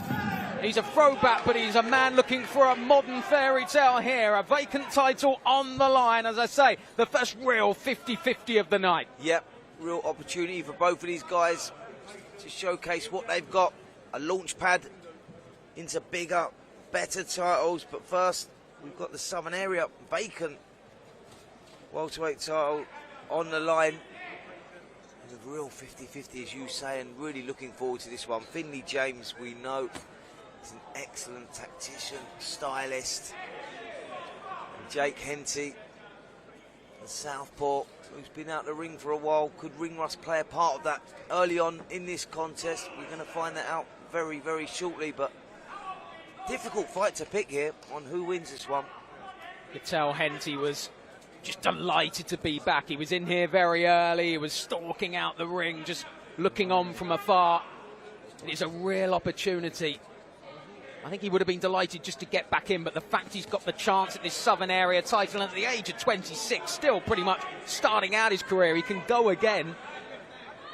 Oh, absolutely. Listen, a loss on a record for either one of these guys is not the end for sure.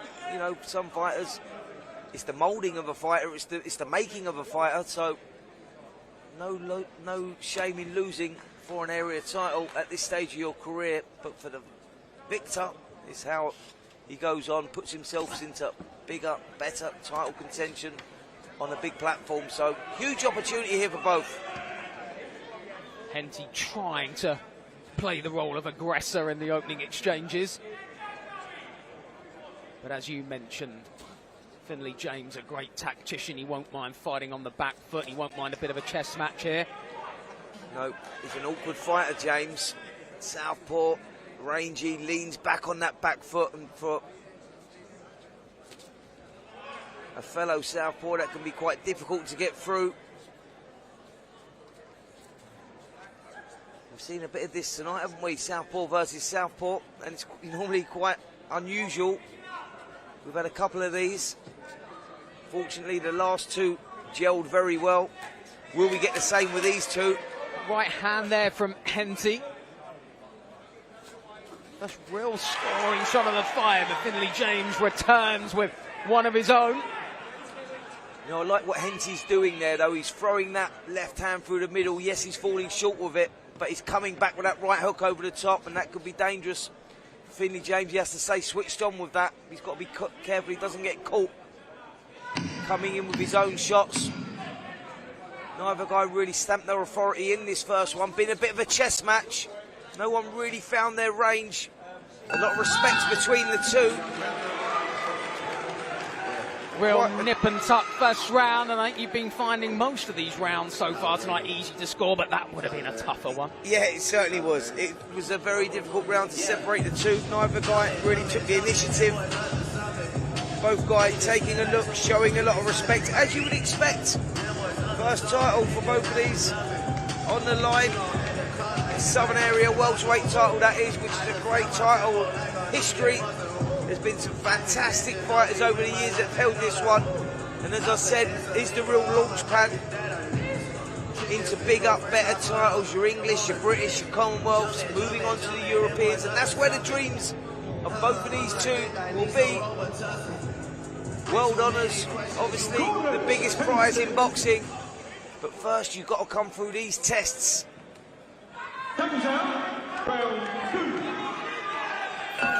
As Sven said, the vacant British Southern Area Welterweight title is on the line. Scheduled for 10, and this the second of them. Finley James, plenty of vocal support in this arena, but not too much to get carried away with in that first round. But I think Finley James will have to feel his way into this, because Jake Henty, despite not being in the ring for over a year, is no mug. No, he's not. And he seems to be the aggressor here in this one. As I said, looks dangerous when he throws that left hand through the middle, but comes back very well with a right hook over the top, and that's a dangerous shot. James is going to have to stay switched on. He can't have a lapse in concentration.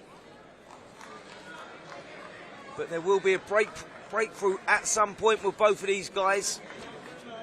They know what's on the line here. And yes, right now it's a chess match, but expect it to catch fire at some point.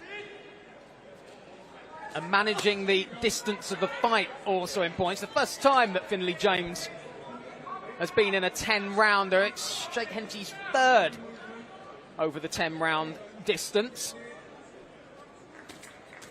How difficult is that when you have to start fighting over the longer distance? You have to start reserving that energy, knowing what to unload with early on. Well, do you know what it is, Gaz? It's that unknowing. So when you've not done it, if you're doing a 4-rounder, you're tied at the end of 4, 6, you're tied at the end of 6, 8, the end of 8. And when you do like a 6-rounder, to give you an example, you do a 6-rounder and you think, how am I going to make 12? You know, you've blown a gasket after 6, but it's the way that you condition the mind. Well, Jake Henty will have the advantage because he's been there a couple of times before. And obviously for Finley James, obviously for Finley, it will be that unknowing. Hence why he's probably being a little reserved here at the beginning of this contest. Couldn't wish for a better corner, though, with Mark Tibbs and the team in there.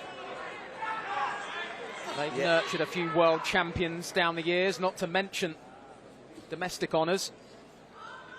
And that's where that self-belief for James will come from, having experience like that in the corner, but a good right hook there from Henty. Best shot of the contest so far. James took it well. Just bided his time there, Henty. Just looking for the mistake to be made by the captain.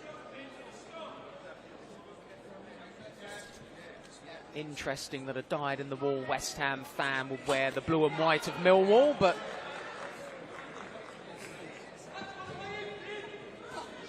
it's another part of the old-school look, which is great about Finley James. No bling, nothing flash, the haircut's a throwback. Yeah, stylistically very old-school, isn't he? Wiry sort of shape, he controls his space well, light on his feet. Moving around the ring like a ballerina in there. And Another very close round, and it's subjective scoring what you like. For me, it was the one clean shot that was landed from Jake Henty that may have just swayed it towards me again. He was the one that was holding center of the ring and maybe being the aggressor. No real clean shots landing from the two. But Henty maybe just doing enough in those opening two to take the rounds. And for me, Finley James needs to take the ball by the horns a little bit, take the initiative, start doubling up with the shots. You've both had a look at each other now. There's a lot on the line here and a lot for the winner. So I get that respect, and I get that both guys are trying to draw that lead and draw that one into making that fundamental mistake. But for me, Henty just doing enough in those opening two rounds. Yeah, not much in it over those two, but as you quite rightly said, it was Henty that landed the meaningful shot in each round. But I say shot, it was just that. There hasn't been a barrage of pressure from either man yet. And that's exactly why I say subjective scoring, what you like, what you're looking for, what you're going for. Because I might have it 2 rounds to Henty, and it'd be quite possible that it could be Finley James that's 2 rounds up here. So the fight's still very much to be won and lost going into this 3rd round, or the fight very much still to be taken control of going into this 3rd round. Neither man has really established the jab yet either, but they've been quick to get out of range.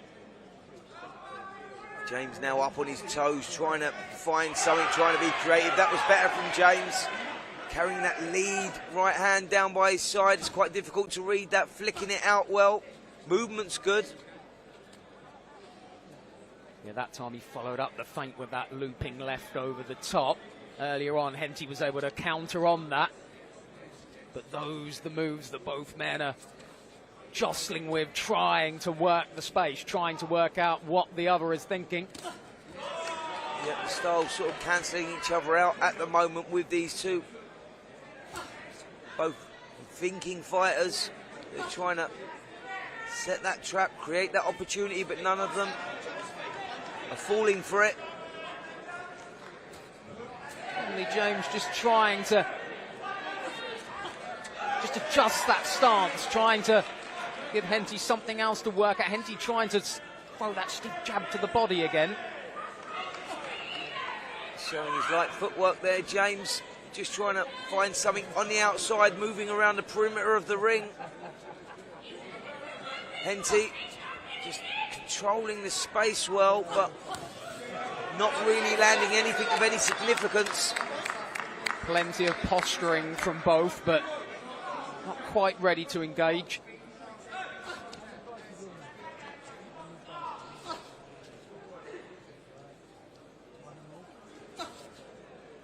Henty can't seem to find his range either at the moment.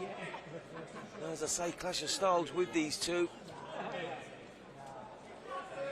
And there's no one that's really gone for it yet. They're both trying to get that breakthrough moment. Good double jab there from James, who's showing a lot of mobility, moving around. I don't think we expected too much different to this in the opening exchanges. James, obviously, at that fledgling stage of his career. For Henty, it's that time of inactivity, so he's having to blow the cobwebs off in these first few rounds as well. Tries to throw that left hand on the belt. It's another really tight round, though. Yep, another tight round for both of these guys. James, very fleet-footed in that one, moving like a ballerina, as I said, around from left to right. Flicked out a few jabs, and that might have been enough to steal the round, if I'm honest. A couple of good scoring shots there. Henty was doing well, holding the centre of the ring, but was not really being creative. Missed with a few shots, missed with a couple of left hand, backhand, left hands. And never really landed anything of significance. So James maybe clawing one back on my scorecard. 3 rounds gone. Neither guy really took control of this one yet. Well, he's not a big hitter, Finley James. 9-0 and still awaiting that first stoppage. He's had to go every single round of his career so far. 52 in total. Henty has got a couple of KOs on his record, but has actually boxed an extra round. So there is the proverbial Rizzler paper between these two. Yep. Henty, the more experienced of these two, really, when you look at the contests that he's been in. But for James, this really is the launch pad, the coming-of-age fight. Big test for both guys. Nice work there from James. Lead right hook, sorry. Flick the jab through as well. Yeah, landed that nicely on the turn and brought a ripple of applause from those who have made the very short journey over to the copper box. Yep, walking distance for most of these here tonight, which is always nice. Nice venue this, the copper box built well. The atmosphere is good in here tonight, and this is good work from James. In this fourth round, he's starting to find some form of rhythm. Henty has to be careful that he doesn't get frustrated because he's holding center of the ring, but just needs to step in with his shots a little bit more, being a little bit predictable at the moment, Henty. Henty a little bit passive. He caught her left to the body, and James starting to turn him around and getting some joy with that movement. Yeah, looks the more fluid of the two in there at the moment. James, little stumble there from Henty, nothing landed. Is that the movement of Finley James that's making Henty stumble? He doesn't know which way he's going to go. Yeah, he's just finding things difficult in there at the moment. Henty is being a little bit one-dimensional with the back Right left hand there, there, and that was a good shot. That will give him encouragement. Can he build on that now? Well, that'll certainly slow the movement. There were moments there, I think Finley James was starting to feel himself a bit, was dancing round, and that shot from Henty just redressed the balance. Yep, Henty just trying a cheeky little move there as well by stepping on the lead foot there. The lead right foot of James, just trying to get him to hold the ground. You see him doing that. That's an old trick there from Henty, who's just starting to get a bit closer in this round. Missed that left hand through the middle, but he is closing the gap. James needs to get back behind that jab. This is better work from Henty in this fourth. Trying again with that stiff jab to the body, Henty. He wants James right in front of him, doesn't he? Doesn't want to allow him to dictate this movement.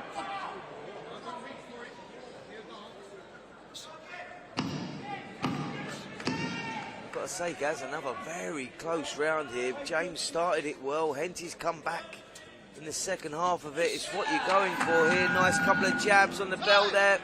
Light on his feet again. James in a very difficult round to score. Mark Tibbs in the corner. Seems very happy with him. He seems really happy there. There's a little bit of kidology. Is he just letting him know, I'm really happy with it, even if Finley James may have been doubting himself a little bit there. Well, that's a great call, Gaz, because Mark's got a lot of experience and he'll recognise, like me sitting here, I've been around a lifetime in this game, and when rounds are going very close like that, it's the slightest thing that will sway you. The judges will be similar to myself, similar to yourself. You go, I'm not really, I don't really know who's got this one.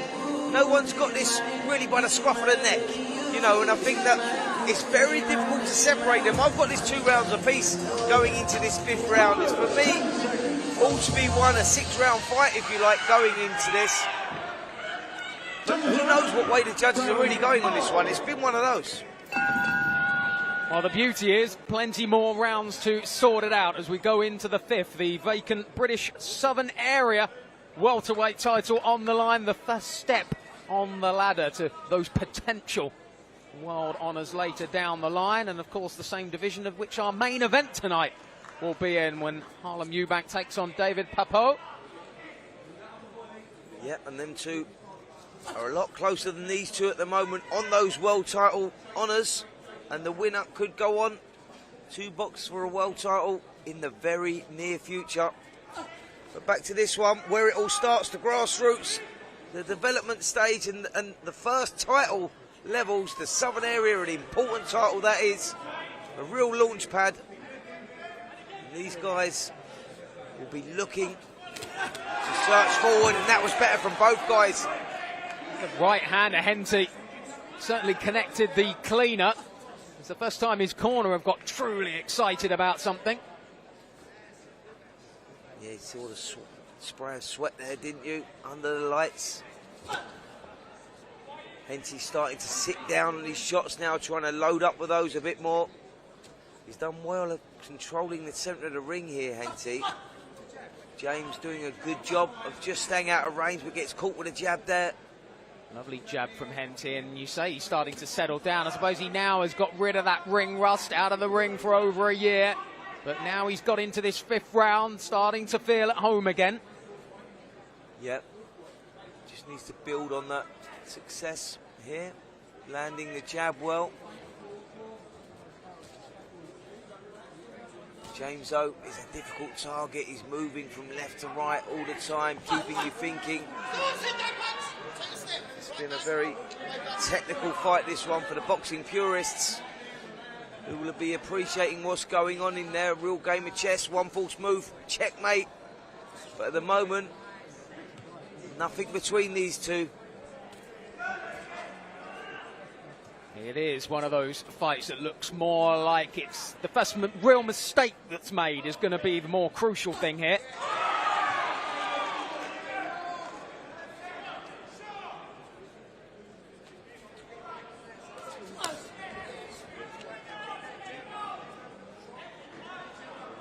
James just trying to beckon Henty in, but not quite taking the bait at the moment. Well, James is doing a good job at controlling things and making Henty fall short, but not coming back with shots of his own. And he's only shuffling a couple of inches out, so he's only got to step back in to land shots of his own. And I'm thinking that's what's missing at the moment from James's performance. There, we saw a little shuffle back, come back with a double jab. You're in range. Let the shots go, because there's nothing between these two at the moment. And another razor-tight round there from both guys. And where do you go? Who do you go with? Maybe Henty just done enough, just pushing forward, landed a couple of good solid jabs, a more solid look around it. But I like what Finley James is doing, but for me, he's not completing the move, because I think he's doing all the work. He's forcing Henty into delivering the shot, but then he's making him miss and not making him pay. He's not coming back with anything, so there's a missing element to his game at the moment. Yeah, it seems like both men are very happy with their work, making each other miss, but of course, at some stage, they've got to throw themselves. They've got to score with some shots. That's exactly what it is. You make someone miss, what's the old saying? Make them miss, make them pay. And I think that's what's missing at the moment. Yeah, these two proving themselves to be excellent defensive fighters and great at avoiding a shot. Can they start to land them, though, as Finley James just adjusts the hair. A little lick of Brill cream in there, and on we go again. Yep, as we enter the second half of this contest, really close. Could be one round either way. Could be 2 rounds either way. No one really taking complete control of this. Will we see that in the second half of the contest? The vacant southern area welterweight title on the line. Big opportunity for the winner of this, and a rebuild for the loser. So all to fight for in these final 5 rounds.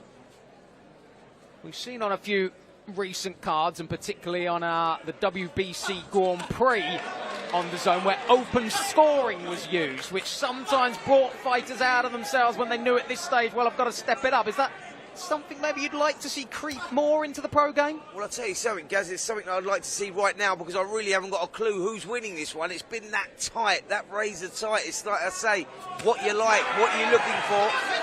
Both of these guys are very, very technical, but none of them have taken this. They haven't taken the ball by the horns at the moment, and I think it's all to fight for in these final 5 rounds. And there's moments like that when the crowd get excited, but for me, both men are landing at the same time. No one's coming out the better of those exchanges. That's exactly what it is. A real thinking fight from both of them. James again, quick with his feet, moving out of range, but not doing anything on the return. Good jab from Henty. James comes back, another jab again from Henty. They're the scoring shots. They're the ones that can be the difference between winning and losing rounds. That's how tight this is between these two. Neither man at the moment consistently able to get behind that jab. A little bit gun-shy. It seems to double pump it, as you say. You wanted to see him double up on that. And for the judges, you know, when they're looking for something to sway you, you go, is it the guy that's trying to force the fight, force the pace? And if that's the case, it's Jake Henty that's doing that. You know, it's a solid look around Henty. Hands held high. He's the one that's saying, when you're boxing like that, that's like saying, come on, in you come, I want to fight. He's trying to draw the fight there. That was good work. Oh, solid jab there. No, the legs just... Was he off balance there, James, or was there a little dip of the knees? Well, there's certainly a little bit of blood from the nose, and a couple of times when the jabs landed clean from Henty. Bit of a mess there for Finley James. Tibbs and the crew are going to have to work on that in the corner. And as you say, Spencer, when he turned away on the ropes, it was a little bit of a stumble. Yeah, Henty will gain a lot of confidence from that blood as well, trust me. That will give him a new lease of life. Good left hook from James, and he needed a shot to give himself something from this round, because Henty well on top there, and he stares him down on the bell as if to say, I reckon I've got your number here, mate. Yeah, that was probably the best round of the fight so far from Jake Henty. For me, there was a couple of stinging jabs in there, and that was probably one of them that done the damage to Finley James's nose, and he was bleeding quite heavily. That gives a fighter a lot of energy when you see the blood like that and you see it flowing. You get a second win, a new lease of life, and we may have got that from Jake Henty. It's going to be interesting here, because for Finley James now, he's going to have to come out and do something. He's going to have to find something, put the shots together a little bit more. Yeah, the moving around from left to right is beautiful, and you know, being very elusive and difficult to hit, that's great. But you've got to be the aggressor as well. You need to let the shots go, and I think that's where James is right now for me in this one. Henty's the one that's trying to force the pace, and that might be just doing enough to be getting him over the line at the moment. Yeah, you mentioned James looking fleet of foot and stylistic, and sometimes when he snapped that jab out, it's not come with a snap. It's been very dabby, whereas Henty has put the full force behind it, and that's what seems to have busted open the nose of Finley James. Yep, and that's what maybe just stealing the rounds, just leaning towards Henty in a couple of these rounds, is that, you know, the more purpose coming from Jake Henty.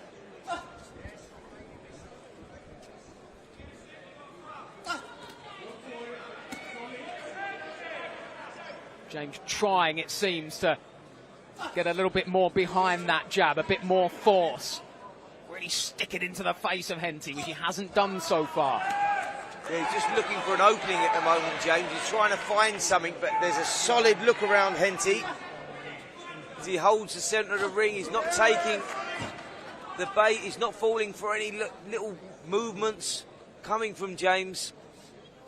Good performance so far, and I don't know if James has got a broken nose there, because his eyes seem to be bad as well. The nose seems to have swollen a little bit, so that may be a problem in the last quarter of this contest. Yeah, the mouth's hanging open. You wonder if he's breathing now through the mouth.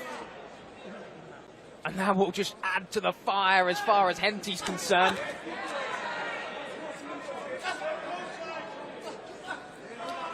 Both guys missing by a whisker there. James with a jab, Henty with a hook. Hook from James, not really doing anything. Henty looks like he's sitting down, and that was a great right hand. His corner loved it. You can tell as well that the Finley James support has gone a little bit quiet. Yeah, looking over to the opposite corner, looking at Mark Gibbs in there. There might be a little sense of urgency now as he's calling his man on. He wants his man, Finley James, to do a little bit more. As I said, James doing a great job of movement on the perimeter of the ring. We need to see a little more now.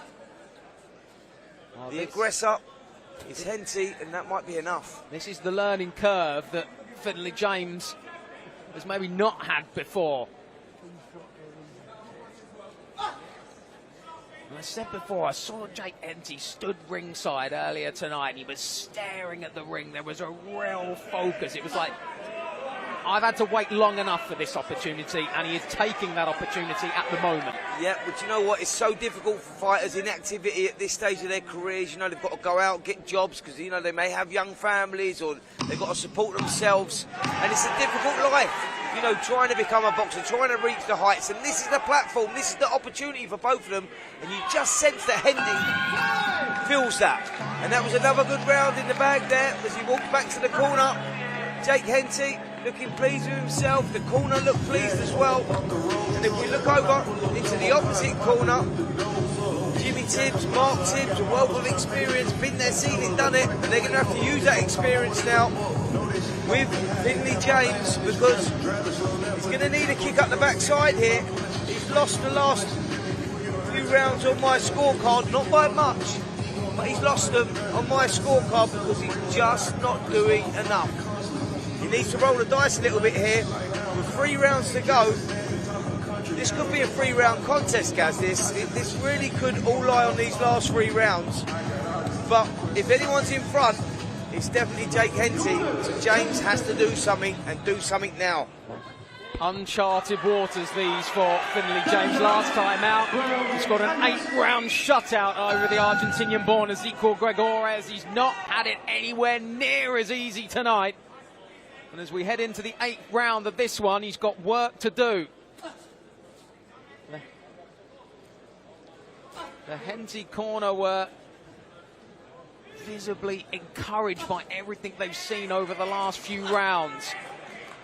The Tibbs corner, not so much. Yep, you read the body language, don't you, in the corners when you're looking at the fighters. And Henty's corner looked a lot happier than Finley James is, for sure. James is the one with the facial damage.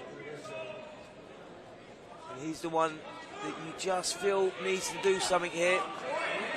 Big opportunity for both these guys going into it, both undefeated, both equal records, 9 undefeated.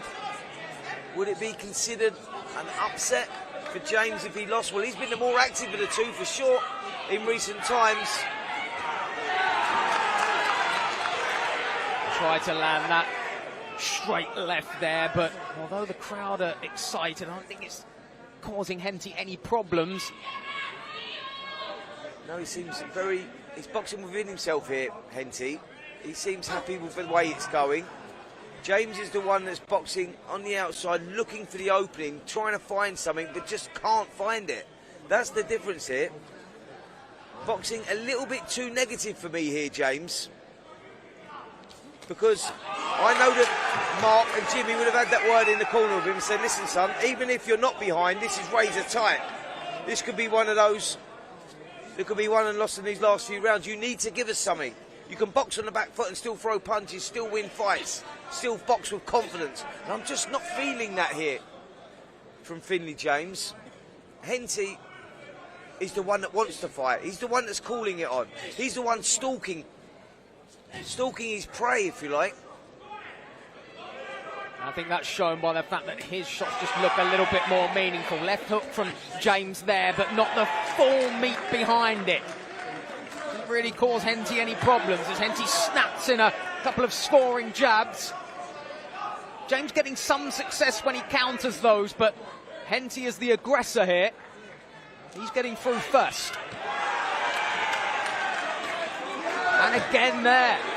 Crowd loving the footwork of James, but then he eats that jab as he moves away, and that's where Henty's had some really good success. That's exactly it, and the jab again there from Henty again, and that's the difference here. That was more from James there. The left hand right hook over the top. I'd like to see more of that, build on that. The aggressor again though is Henty, isn't it? He's the one that's going for it. Beautiful movement by James, but that's all it is, movement.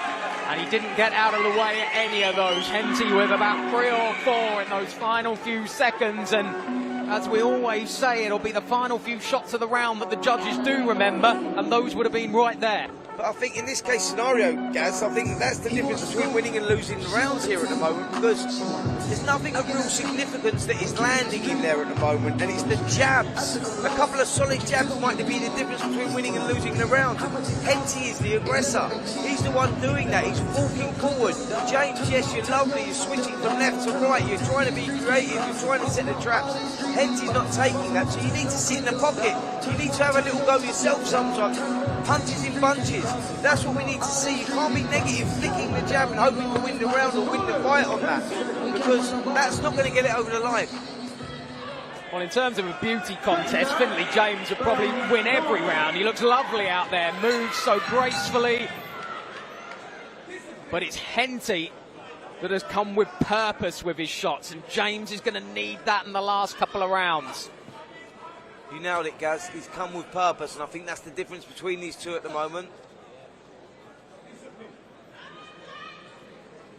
Big couple of rounds. In both of these men's careers, we wouldn't be writing either of them off at this stage. And for Finley James, even if he did take a defeat here, what a learning curve. 10 tough rounds, and he'll take plenty from this into future contests.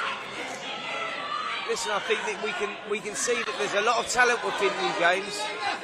Shot selection's great, movement, avoiding the punches, all of that is fantastic, but I'd just like to see him a little bit more aggressive, you know, a little bit more willing to stand and throw some punches, or even throw them on the move, but we've just not seen that tonight, and that might cost him. You never like to judge who perhaps is the hungrier of the two, but Jake Henty looked like a man who has been out of the ring. He is absolutely desperate for this. This is a career definer for him. He could have to go back to doing a normal day job if he can't get the win here. Well, he's the one that just seems to want the win a little bit more for me in this one at the moment, and I think that James is trying to nick it. I get that. I know that he's a technical boxer. I understand that. But you have to do something. You have to give a little bit more at this level. Well, at some stage in the career, you're going to have to dig deep and have a war, and Finley James has got to that stage in this, just the 10th pro outing of his career. Both men starting to open up. Maybe Finley James knows that he has to start to do that now. And that's exactly what it is. James now starting to hold his feet more. The crowd are urging him. He's got good support in here tonight. The crowd are urging him to do something. They're liking what they're seeing. A few times James has thrown some lovely shots that have been well defended by Henty. They've caught the glove, and then James seems a bit discouraged by that, but there's nothing wrong, is there, with hitting the gloves? You know, throw the shots. At some stage they're going to get through. No, that's exactly right. Both guys there throwing left hooks, or sorry, throwing hooks simultaneously.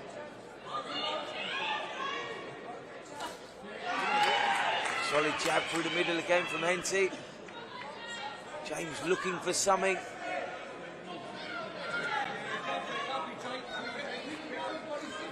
Henty's got a real... the end of the 9th round. Sorry, not Spencer, enough urgency from James. He's good bringing left them out. hand there. Good left hand from James. And now they start to go to work here at the final stages of this round. Wow. That's probably the best and most meaningful shot that James has thrown all fight. Yep. James put a nice little combination together there. And that's what we needed to see more of earlier on in this contest. But look at the response from Jake Henty. You mentioned it, Gaz, how much he wants it, how much he needs it. And I think we saw a little bit there in the body language of Henty. He got hit with a little combination, and look at the way that he fired back. He'd come straight back at him, pinned James on the ropes. Great round, maybe a round that James nicked, maybe. But he's lost a few of them on my scorecard before that one. And going into this 10th and final round, he's going to need a big round, James. Maybe a knockdown, maybe a knockout to win this one. Because Jake Henty, for me, has just done enough in these rounds. Technical contest, interesting contest. Let's see how we go, 10th and final round. Here we go then. The final round. Who will go home with the vacant British Southern Area Welterweight title? Jake Henty, who looked so poised and in control up until the final seconds of that 9th round, when Finley James landed his best shot of the contest. Then it became a bit ragged for the first time. And maybe James needs to make it like that in this round. We don't know which way the judges have gone on this one. The scorecards could be close, they could be wide. Some of those early rounds were very subjective. This is better work now from James, who's decided to let his hands go. Is it too little too late? Well, both may feel that this is on a knife edge. It could be that both corners feel it's down to this round. Certainly the way that each fighter has come out, I think they believe winner of this final round gets it. Good right hand there from Henty on the ropes. Finley James having to hold up there and perhaps showing the signs of the first 10 rounder. This is the longest he's gone in his pro career. Never passed 8 rounds before.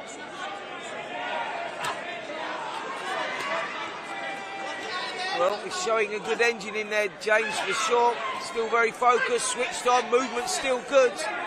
Henty trying to force something here in this last round. Misses with that lead right hook.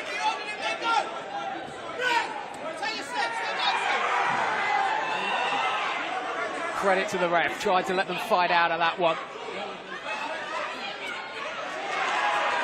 Nice 1-2 from James. Again, a couple. That's better work from James. Straight through the defences that time. The most consistent the jabs looked all night for Finley James. Back comes Henty though. Great stuff in this final round. Yep, James's face showing signs of wear and tear for sure. You can tell he's been in a fight and signs of frustration here from Jake Henty in this last round. His left hand there got through from Finley James.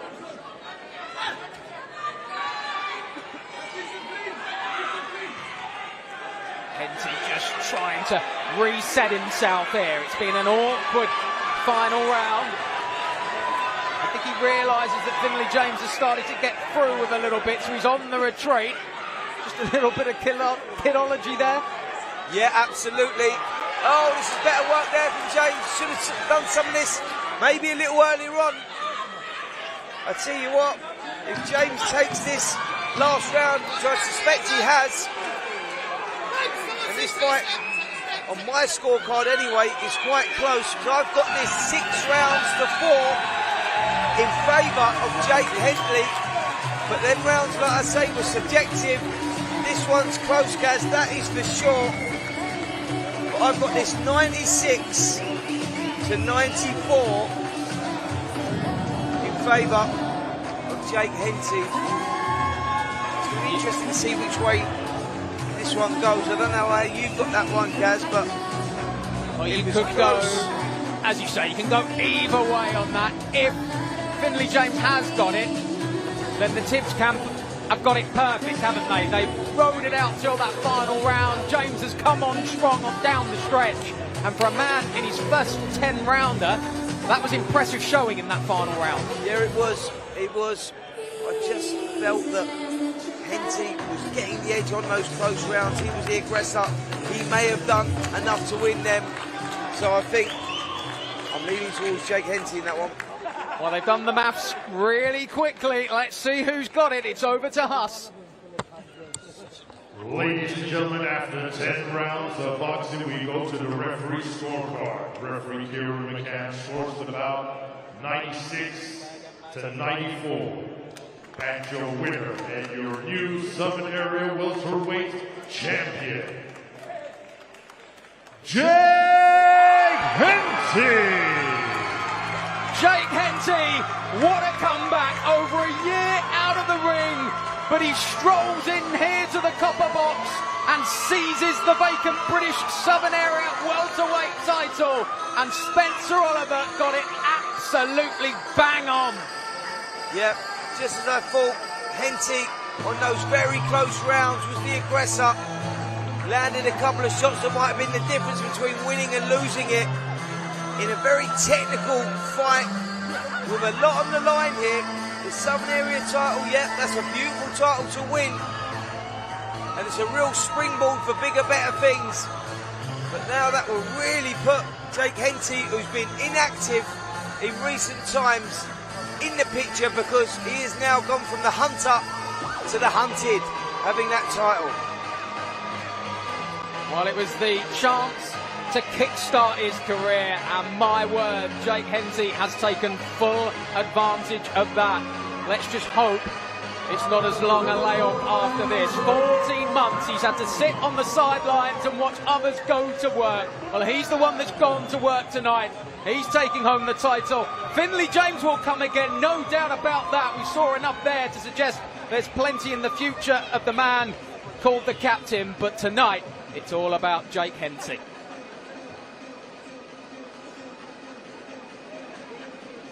Well, here we are then, the beautiful Copper Box Arena, the home for Olympic boxing in 2012, the home tonight for Harlem Eubank versus David Papot for the vacant IBF International Welterweight Title, and the road Harlem Eubank hopes will take him to world honours. That's to come later, the main card starting at 7, but still a couple of fights here on the prelims before we get there. And next up, it will be the heavyweights. Matty Harris and Ben Vickers going toe-to-toe, so let's get them into the ring. Here's that man, Huss again.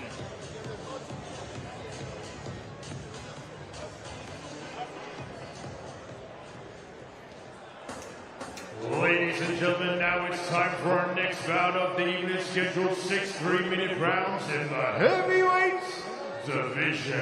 Please welcome to the ring, Ben Vickers.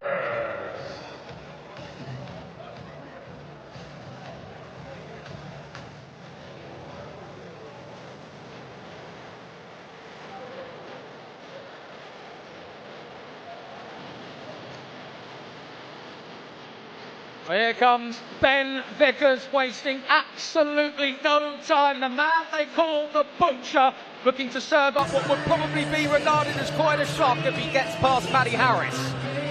Yep, tough guy this Ben Vickers. Don't read too much into the record, because he can be very, very dangerous given his opportunity. And now, ladies and gentlemen, please welcome his opponent to the ring, Matty Harris.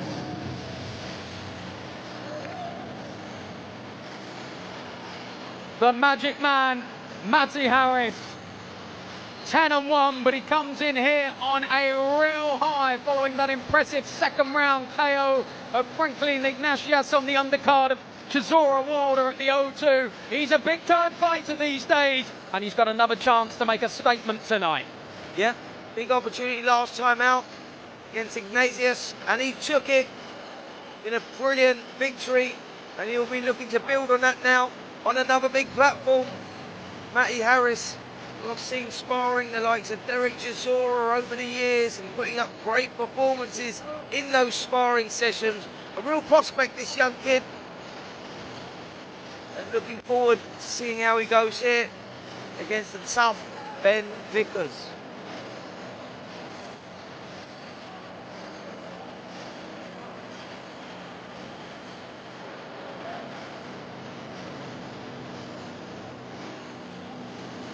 Ladies and gentlemen, this bout scheduled for 6 3-minute rounds in the heavyweights division. This bout is brought to you by MF Pro Neilson Boxing and DAZN, and proudly sponsored by Rainbet, Killer Pablo, and Cole. This bout is sanctioned by the British Boxing Board of Control. Your area representatives, Ben Harnsworth and Des Reese. Your timekeeper at the bell, Rick Bowles. And your third person in charge of the action in the ring, referee, Amy Booth. And now, ladies and gentlemen, introducing to you first, fighting out of the blue corner. He's wearing the black and red.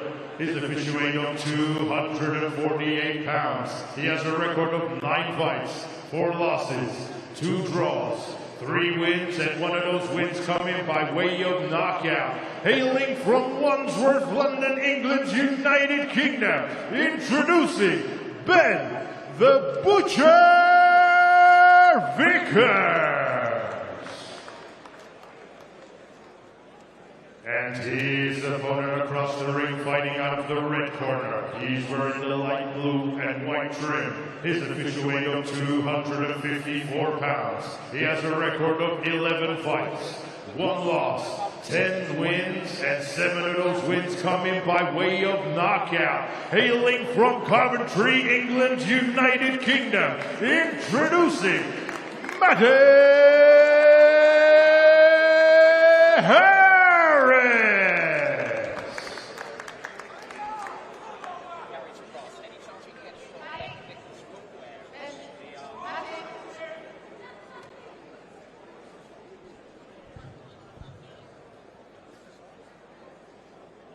Listen to my instructions at all times. Watch your heads and all of those when I say break, step back. Protect yourself at all times. Cesar.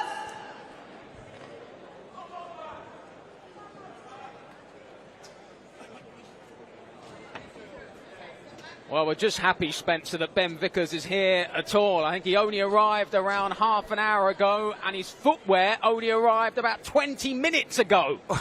Well, that's fortunate. I don't think I've seen anyone box barefooted before, so lucky, Gaz. Those boots arrived in time, because I'll tell you something, my trainers certainly wouldn't have fitted him. Big old feet he's got on him. Big old guy, Ben Vickers.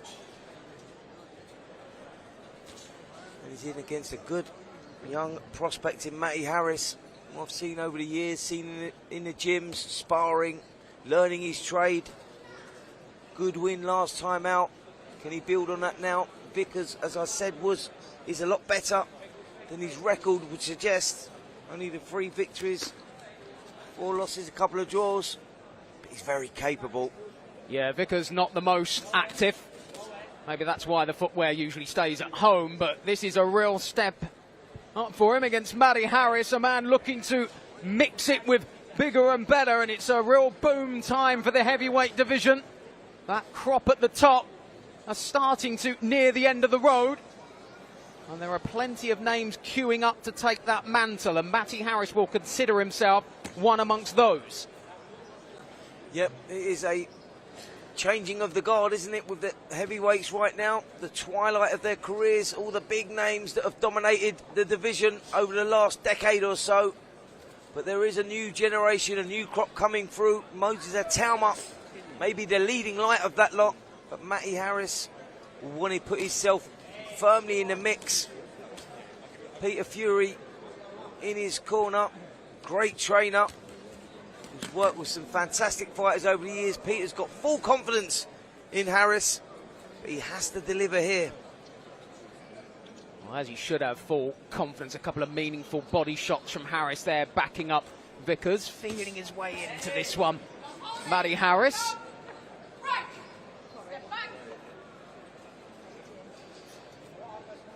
Riding the crest of a wave after that magnificent dismantling of Franklin Ignatius just a few weeks ago. Yeah, solid performance against a solid opponent there. Ignatius is a very difficult guy to look good against and to get rid of, and he's done that in scintillating fashion. Good performance there from Harris. He's got a tough guy in Vickers in front of him, stubborn fighter. You say inactivity's been a problem for him. The Butcher over the years. And the Butcher getting carved up a little bit at the end of this round. Harris not doing anything silly though. It's much like the Ignatius fight. Felt his way in that first round, but then really put his foot to the floor in the second. And knows all about putting his foot to the floor as well. The former Asda delivery driver, now dropping men in the ring. It certainly is. And that was a good opening round there from Matty Harris, who took control. Opts to fight with his hands down by his waist. Always dangerous for heavyweights. Lennox Lewis used to be one of those guys that carried his hands down quite low. He paid the price a couple of times. Switch off for 1 second, as we know in the heavyweights, it's lights out. Harris does have that one blemish on his record. That was back in 2023. He's since gone on, rebuilt under the watchful eye of Peter Fury. Come back with 4 or 5 wins since then. Done nothing wrong, has put himself in a position where he is now considered one of the young prospects coming through.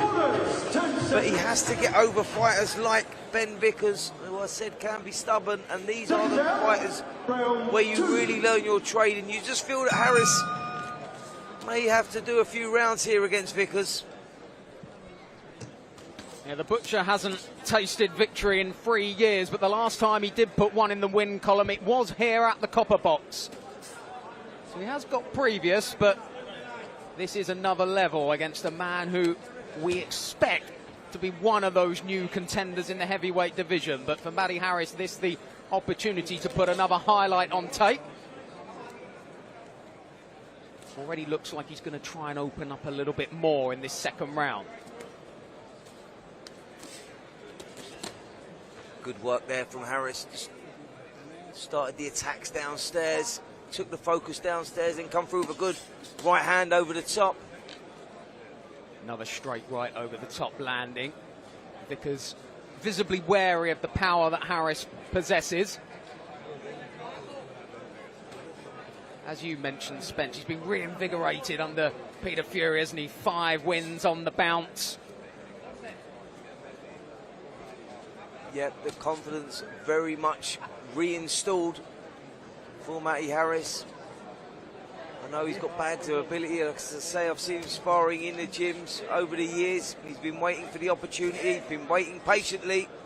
He's now got those opportunities in those last couple of contests. Big stage last time out, big stage tonight. Where's it going to take him over the next 12 months or so?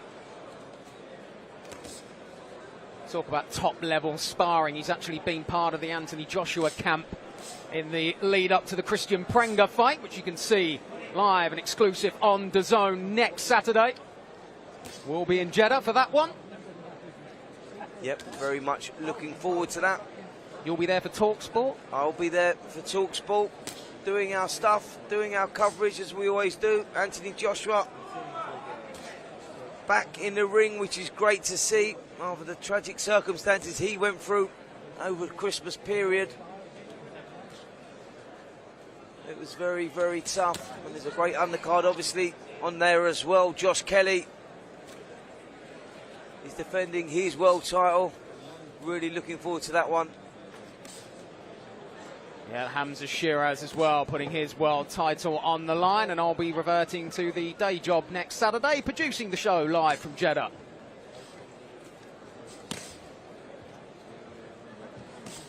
Harris finds the jab there on the turn. Vickers stood up to what Harris has thrown so far, but Harris yet to really get in his groove. Yeah, just not doing anything silly here, Harris, keeping it at range.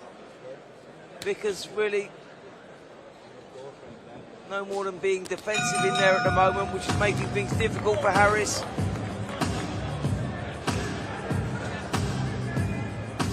Little compensation at the end of that round there. I think Vickers felt that Harris was taking some sort of liberty there. I think he was touching gloves, but Vickers wasn't happy about that, so I don't really know what went wrong there.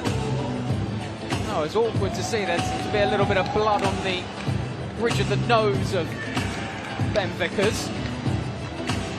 It's whether he feels he's been caught with something illegal. Still unhappy about that in the corner. Gonna have to regroup, forget that, move on. That's what you have to do. Looking over in the opposite corner, big Matty Harris taking the instructions from Peter Fury, seems happy.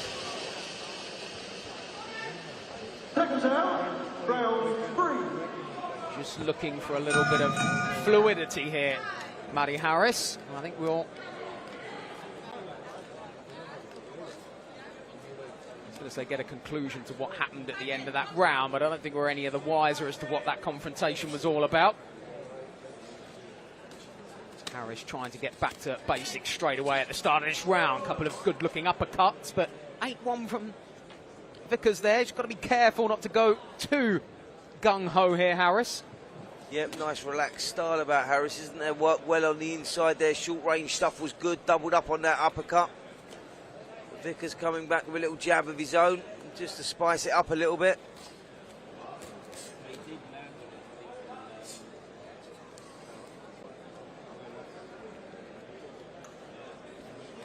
Just blowing it out there, Vickers, as he starts to feel the pace a bit. He hasn't been as active as he would have liked to have been in recent times.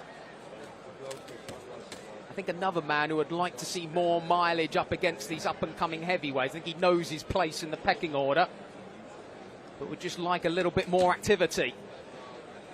Nice right hand over the top. Nodded his head there, Vickers, or shook his head, should I say. Just saying, nope, you never hurt me, which generally means you did.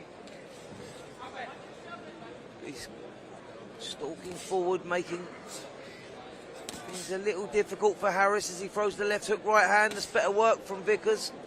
Yeah, it's good Maybe work. just growing in confidence here, Gaz.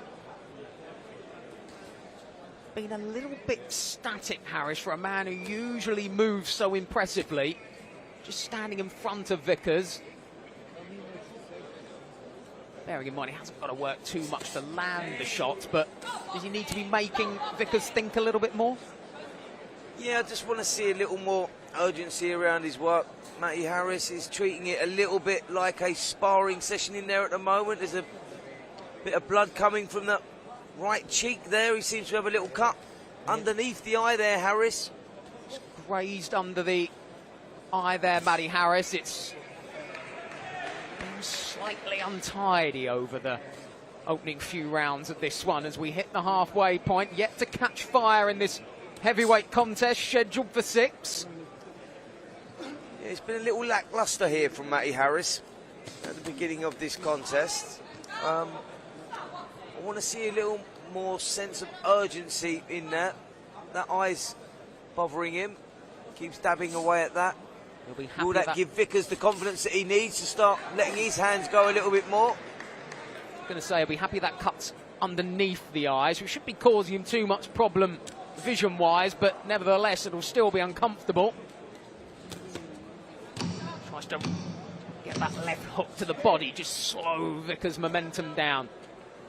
Fancying it in this third round. A little bit of showboating. Well, I've got to say, Gaz, the left hook to the body seems to liven Vickers up, if I'm totally honest there, as he gets up on his toes, and I think that Ben Vickers, he'll be very pleased with the way that things are going there. That was a lacklustre round there from Matty Harris. Just seemed to lose composure, switch off a little bit. The eye was bothering him a little bit. I wouldn't like to repeat the language that Peter Fury's probably saying to him in the corner right now, because I can see his head nodding like a dog in there at the moment, Peter Fury, and they won't be particularly nice words that he's probably saying there to Harris, because he won't be pleased with that last round. Well, we saw him not long ago on DAZN, the air of calm and composure in the corner of Rico Verhoeven. He's getting really stuck into Matty Harris there, though, eh? As you say, he's just trying to wake up Harris. Well, that's exactly what needs to be done there. He's not happy at all, and rightly so, because Matty Harris, who I've talked about as a good little prospect, and he is a good prospect, he switched off there, lacklustre round, picked up a bit of eye damage, seemed to bother him a little bit, lost focus. Now he needs to regroup. Yeah, he's not been in any trouble, Harris, but he's certainly not dazzled so far. Wonder if that last round will just readdress the focus for Matty Harris. And this is a real opportunity when you've got the likes of Leo Atang and Adam Alanian, not to mention, as you said, Moses Atauma, that young batch of heavyweights who are all making statements on DAZN. This is Matty Harris' chance. He did it last time out, but he needs to do it again, needs to be consistent. Well, this is it, guys. This is what it is. It's all about building your profile, you know, getting the other fighters to respect you. And he done that last time out against Ignacio, and he looked great in doing that. You need to build on that now, because it is a changing of the times, a passing of the baton, you know. And this is the new generation coming through, and Matty Harris needs to make a statement there. He didn't do that in the last round, but that was a couple of nice right hands, and this is better work here from Harris. Two good right hooks landing from Harris. Hasn't seemed to have troubled Vickers too much, but they were eye-catching shots. Vickers scores one of his own, but that gave Harris the chance to unload over the top. Look for that shot a few times. Harris just dropping that left hand, so you can see what he's looking at there, Harris. Yeah, we're just trying to create an opening here with Vickers, who's solid and compact as he comes forward. Difficult to break through that defences. Harris, as I said, choosing to box, you know, with that guard low, which is always dangerous, especially if you sit in the pocket just too long, split second too long. And we know heavyweight boxing, one shot turns everything around. So you have to be careful playing that game. You're drawing someone in, but you have to be spiteful when you let your shots go. You can't be lacklustre, you can't be lazy. And I think we've seen glimpses of that tonight with Matty Harris.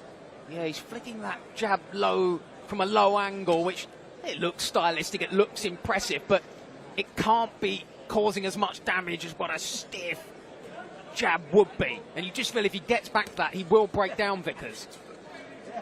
That's exactly right. What he needs to do is he needs to mix that in with that lazy jab. He needs to sling a stiff one in. You know, sell it up. Stab a jab to the body. We need a little bit of that. You can't just be flicking and pouring all the time, because you're playing a dangerous game by doing that. The final stages of the fourth round, the round in which Harris has landed a couple of right hands like that, but hasn't done it enough for his liking. Another round in the bag from Matty Harris, that's for sure. He's doing enough to win these rounds, but he's not doing enough to impress, catch the eye. You've mentioned the names there, Gaz, the younger fighters that are coming through, and this is all about making a statement. It's not just about winning, it's about making a statement, and we're not seeing the best of Matty Harris's ability at the moment. You can tell the body language in the corner there as well. They're not happy with it either. We know what he can deliver, we know what he can do. And when you're a young fighter and you're coming through, you're having your 12th contest, you need to make a statement, you need to impress. DAZN is the home of boxing. You're there, you're up on the cards, you got to impress at this stage. And that is the problem when the other youngsters who are coming up around you are making those kind of statements. Talking of Adam Alanian, he'll be on DAZN on August the 1st when we head to Dublin. And Leo Atang, of course, makes his US debut on that Pacheco card as Ben Vickers just threatens to lay the head in. He's agitated, Vickers, isn't he? Yep, he certainly is. Frustrated, maybe, with Matty Harris. Matty Harris taking instructions. Been told one more of them, they'll take a point off, so it's no nonsense. Harris tries again to land that big right hand. Is he perhaps going to that a little bit too much, a little bit too one-dimensional so far? Yep, predictable is what it is. And, you know, when you step up those levels, fighters will read that, so you have to be careful. Unpredictability always wins. We want to see a bit of variety. You know, he boxes with that style. Stylistic, hands down, so you've got to be a little bit creative, and I know that he's got that in the bag as well, Matty Harris. He has that ability, but he's not just showing it tonight. Yes, he's winning these rounds, yes, he's winning the fight, but I'd just like to see a little bit more. Just seems to be sporadic shots from Harris at the moment. They're scoring, but he's not jumping on it. He's not going after Vickers.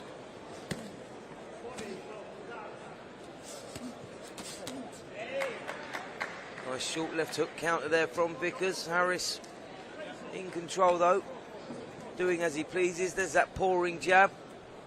And when Vickers threw that, he was slightly off balance, and you felt there might be an opportunity for Harris there, but he didn't quite jump on it, didn't quite see the opening.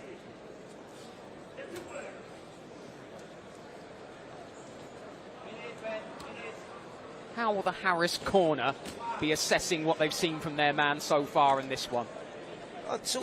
Listen, I think knowing Peter Fury, he always wants more, and his job is to be critical of the things that he's doing wrong, not the things that he's doing right. And there's been a lot wrong with what he's been doing tonight. I think for me, it's that lapses in concentration. It's been a big problem, and it's a big problem when you're heavyweight boxing as well.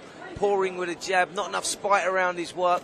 There's a lot of good stuff that we've got about Matty Harris. We know that he's a great prospect. He's got great balance, composure, all of that shot selection. Yeah, it's all there. But you can't mix the bad stuff in with it as well and expect to get a good grading on a performance. And this is not a vintage Matty Harris performance for me. And at the age of 26, as Harris is now, it's time to start going through the gears, putting away the likes of Ben Vickers, and that's not to besmirch the man in the black trunks, but I think this was a fight we expected Harris to deal with, and so far making slightly hard work of it. You've nailed it, Gaz. That's exactly what it is. He's making harder work.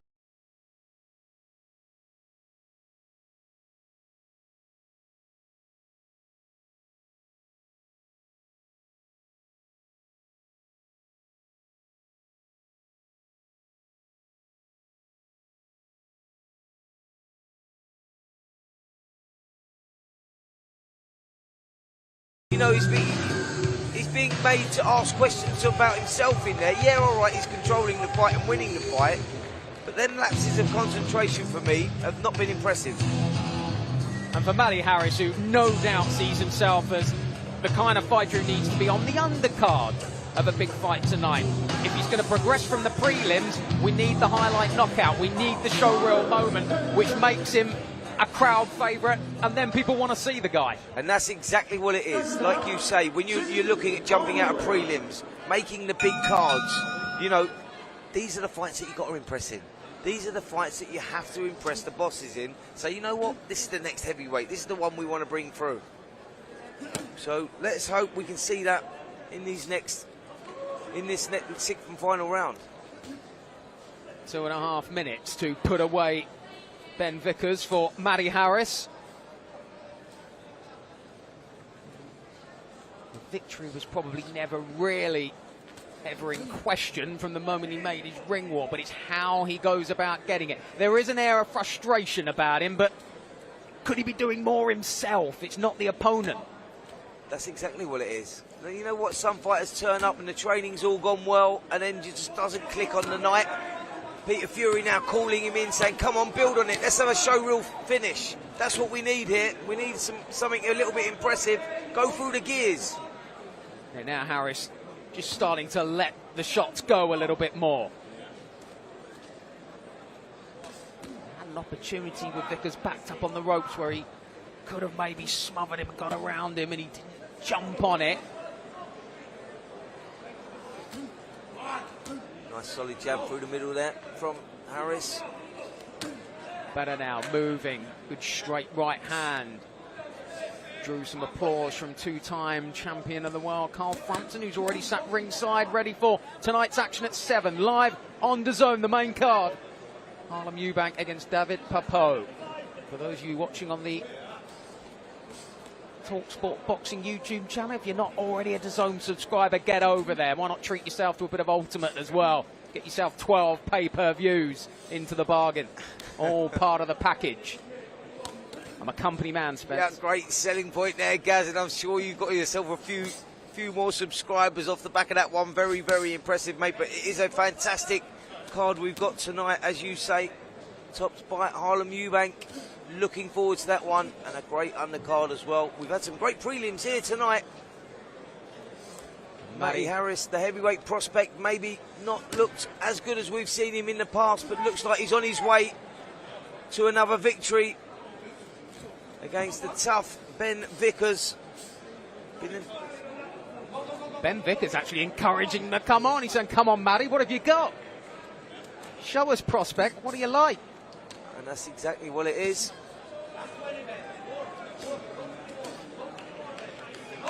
Harris sticks a couple to the body and then tries to go upstairs. Dancing and posturing his way through the final round here. Harris, I think he's accepted now that this one's going the distance as he eats a shot there, and again. Tell you what, Matty Harris is going to be pretty frustrated, I think, with the way this one's gone tonight. Yep, it won't be his finest moment, that Matty Harris. He's come out with a victory, probably won every round in the process as well. But when you're a young heavyweight prospect and you've got so many young heavyweight prospects that are coming through, good prospects coming through, you have to shine. It's not just about stumbling over the line. It's about impressing. He impressed in his last fight against Franco Ignatius, and tonight not so impressive, but a win's a win. He keeps himself on track for the bigger nights in the future for sure. This is a formality, I'm sure. The referee, well, barring any miracles, Matty Harris will go to 11-1, but let's just make sure. Here's Huss.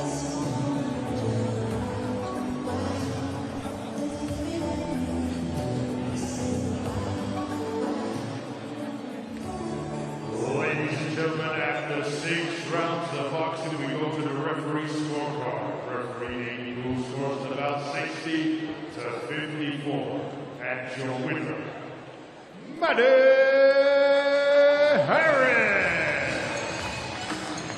Well, Matty Harris was far from magic tonight, but it's job done, and I think the glance ringside suggests as much. One in the win column hasn't quite impressed, but hey, that's the way it goes sometimes. Right, tonight we've still got Harlem Eubank against David Papot, but a bit later on we've also got Diego Pacheco as he goes up against Emmanuel Alim. 2 titles on the line in LA. Let's learn a little bit more about Pacheco now. Growing up and watching my parents struggle, it was really hard. So my main motive was to help my family. Proudly representing his home of South Central Los Angeles, California, Diego Pacheco. I weathered the storm and I felt something I never felt before. Spiteful, hurtful stuff. Pacheco all over him. A real superstar in the making. There's things that are bigger than boxing for sure. And for me, that's family. And I thank this little girl for that.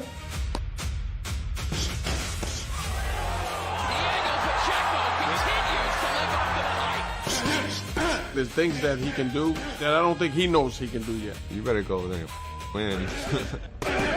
This is Diego Pacheco. Don't miss my fight on DAZN.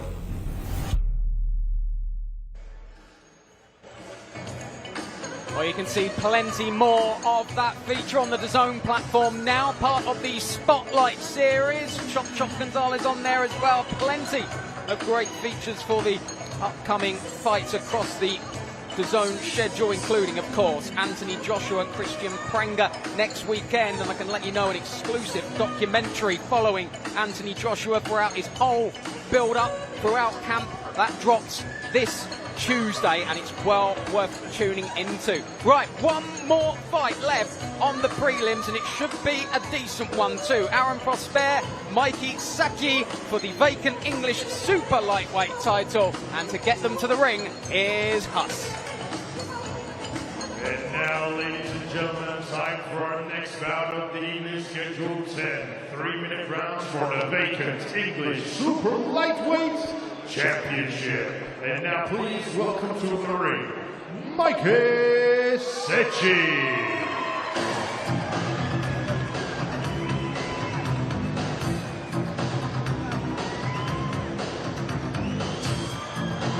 Here comes Mikey Sechi, 14-5, fighting out of Chingford, England. Another man who suffered with inactivity. This is first fight in 13 months. But as we saw earlier in the night, it's an opportunity not only to get back in the ring, but he could walk out of here with a belt as well.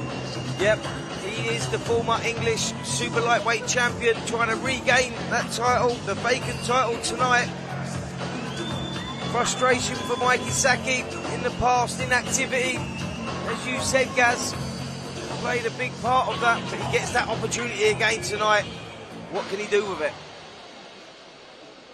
And now, ladies and gentlemen, please welcome his opponent to the ring, Aaron Prosper.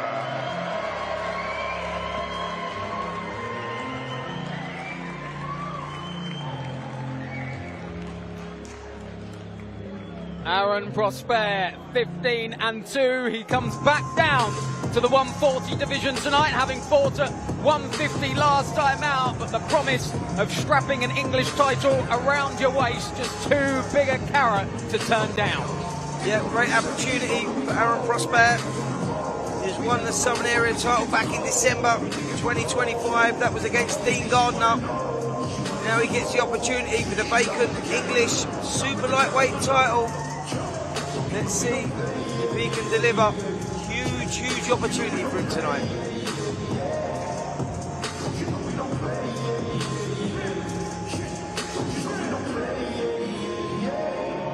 Ladies and gentlemen, this bout is scheduled for 10 3-minute rounds for the vacant English Super Lightweight Championship. This bout is brought to you by MF Pro Neilson Boxing and DAZN. Proudly sponsored by Oosh, Raven, Killer Pablo, and Cole. This bout is sanctioned by the British Boxing Board of Control. Your area representatives, Ben Harmsworth and Des Reese. Your inspectors ringside, Terry Martin, Alan Snelling, Chaz Coakley, Mika Wilshire, Harry McCauley, Lydia Mullen, Sinead McCormick, and Lucinda Nichols. Your timekeeper at the bell, John Smith, and your 3 judges scoring ringside, John Latham, Bob Williams, and Ron Kearney. And your 3rd man in charge of the action in the ring, A-star referee, Kieran McCann.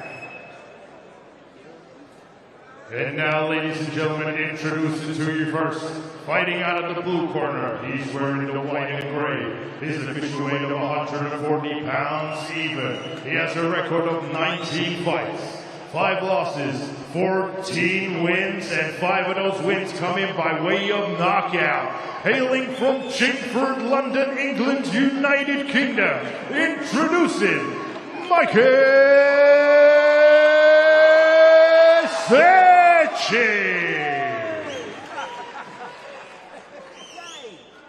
And his opponent across the ring, fighting out of the red corner. He's wearing the blue with black trim. His official weight of 139.5 pounds. He has a record of 17 fights, 2 losses, 15 wins, and 4 of those wins coming by way of knockout. Hailing from Sutton, London, England, United Kingdom, introducing Aaron Prosper! Listen up, right? You've had your instructions in the dressing room, you're not expecting you to fight, right? Keep the fight clean, I've made my commands, and most importantly, lads, protect yourself all the time, right? Shake that. Well, as you mentioned, Spence, Prosper comes in here already with the Southern Area super lightweight strap around him. Now looking to add the English version, but Mikey Saget is no mug himself. Don't let the 5 defeats fool you. This guy, of course, has held this very title before, so it could be a really tight affair, this one. Yep, real 50-50 fight. We've had a couple of those tonight already, and we've got some more to come as well. But Mikey Saget, as you said, they get the fight, 5 losses. This kid knows the way around the ring. He's got a wealth of experience, tall, rangy. Nice fluent work around his movements as well. Aaron Prosper is in for a tough night tonight. Well, they both are really, as I say, because it's a 50-50 fight this. But Prosper has to get past that jab, get inside the range of Zaki. If he can do that, we've got a real contest on our hands. Prosper, big right hand there. He was springing around there, Prosper, but he caught that right hand.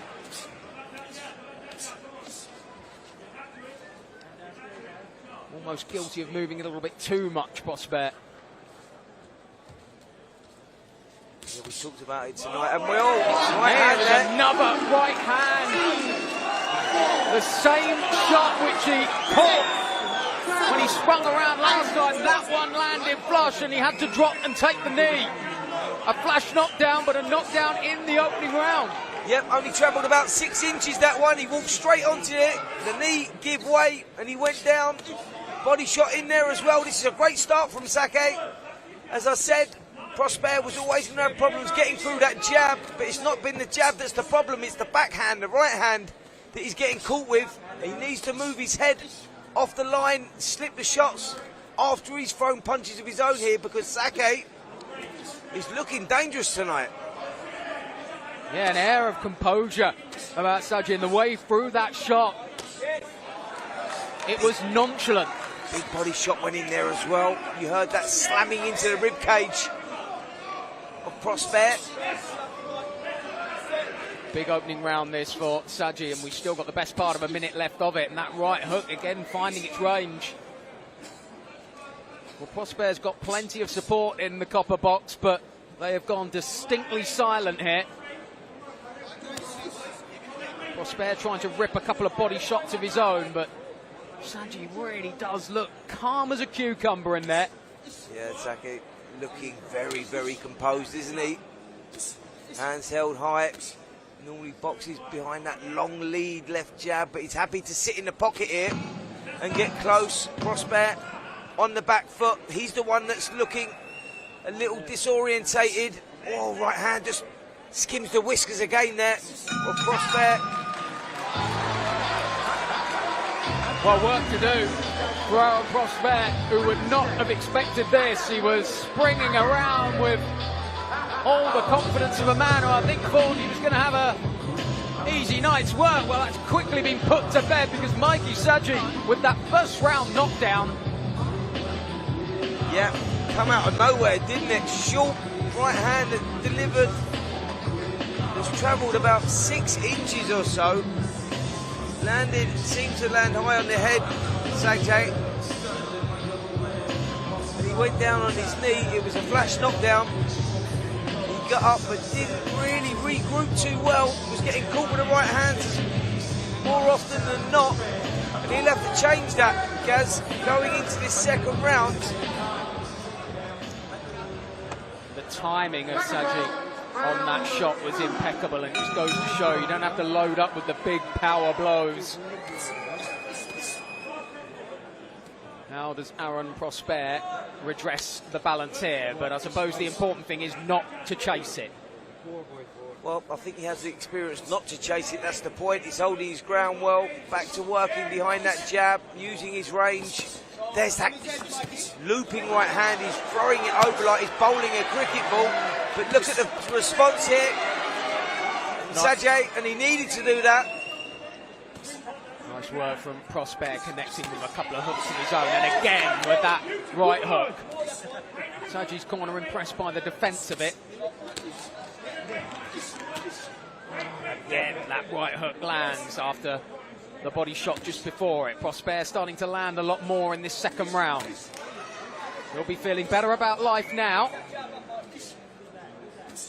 Yeah, Prosper definitely needed that, didn't he? He needed a lease of life, he needed something, a glimmer of hope, and he seems to have got that one. And we've seen plenty of fights down the years, haven't we, where an opponent has been dropped in the opening round but have composed themselves and won every round after that. So it's not something, but again, the right hand of Saji. Prosper fortunate there that he just ducked under that one. Yep, Saji's very dangerous with that right hand. He loops it round the side. Prosper needs to come off that line. He needs some head movement after he's thrown his own shots. Being the shorter fighter, he needs the one that needs to be inside working. But it's when he comes inside that is the problem. Saji looping those right hands round the side and seems to be having successes there. But this one heating up nicely, and I agree with you, Gaz, that sometimes when a fighter's dropped or hurt in the first round, it can be the alarm call that he needs to get himself into it. And Prosper, that seems to have woke him up, doesn't it? He probably had the better of the exchanges in this second round, but there was that moment where Saji landed the big right again, which looks like it's going to be a useful weapon. A great uppercut from Prosper. That was a beautiful shot and really has hurt Saji. And again with the uppercut. Fantastic work for Prosper here. Yeah, beautiful work on the inside, and it's forced a little nick on the cheek there of Saji. It was a lovely couple of uppercuts, wasn't it? Saji took the shots well, but a nod of appreciation. Straight right from Prosper, scoring as well. Good second round this from the man who was dropped in the first. He's come back firing in the second. Reddening around the lips of Saji as he again has to take a big right, and there's a mark under the left eye as well. Some damage done to Saji, and just the response that Aaron Prosper wanted and needed. That's exactly what it is, Gaz. It was a response that he needed badly. It was a torrid opening round for Aaron Prosper, but he showed true character in that second round. Come out, grabbed the ball by the horns, landed a good right hand, followed by a couple of lovely upcuts as well. Mikey Sajay needed a little more than what he showed there in that second round. Caught with a couple of shots, seemed to lose composure just a little bit. Interesting contest, this one.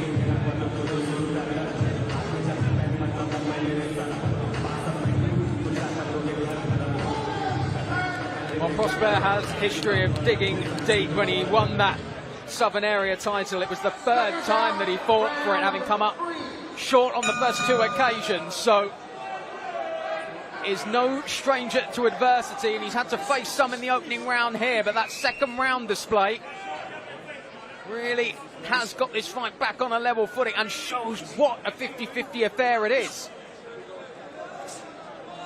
Yeah, it really has. Prosper, terrible start, but come back very, very well in that second round. What does this third round hold between two guys that seem very evenly matched? Different attributes between the two, but it's who can implement them in this contest that will come out victorious. They both know they can hurt each other. We've seen that in the first and second round. Yeah, Saji did well to stand up to some of those shots in that second round, as again that looping right hand from Prosper. Sticking the jab down to the body as well as a lovely variation of shots from Prosper. Yeah, he's keeping himself together well here, Prosper. Right hand round the corner as well. Saji blocking that one. He has to be careful he doesn't get caught on the counter here. Both guys having their successes, both guys fighting with their hearts on their sleeve.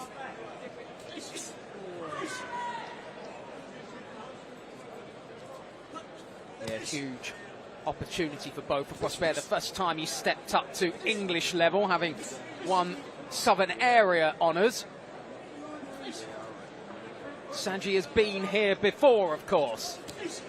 He also fought for the WBC International Super Lightweight title in 2019. He lost to Tyrone McKenna, who incidentally is back in action on the Katie Taylor undercard at Croke Park live on DAZN, September 5th. Yep, so Saji has had a flavour of this, isn't he? He's been here before. He knows what it's all about. He's tasted this. He's smelt the arena, smelt the atmosphere. But for Prosper, this is all new. And a huge opportunity it is, and so far so good. Good action across the opening 3 rounds as well, in stark contrast to the last encounter, which never really caught fire.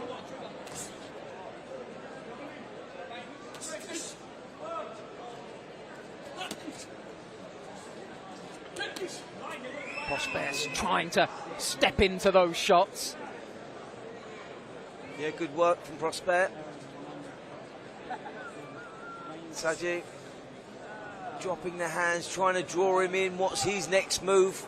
You both feel that both of these guys have vulnerabilities, actually, so you never know what's going to happen. Good left hook goes in there from Prosper. Couple of really thick body shots as well. Again, you heard that thud all around the arena. Saji blowing hard as he goes back to his corner. Yeah, Mikey, Saji walks back to the corner there, and it was a slow walk back, wasn't it?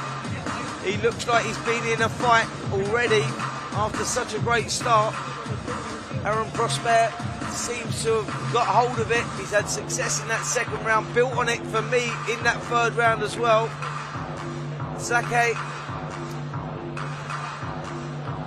gonna have to do something different here to turn this around, Gaz, for me, because you can't keep taking shots like that and not unravel.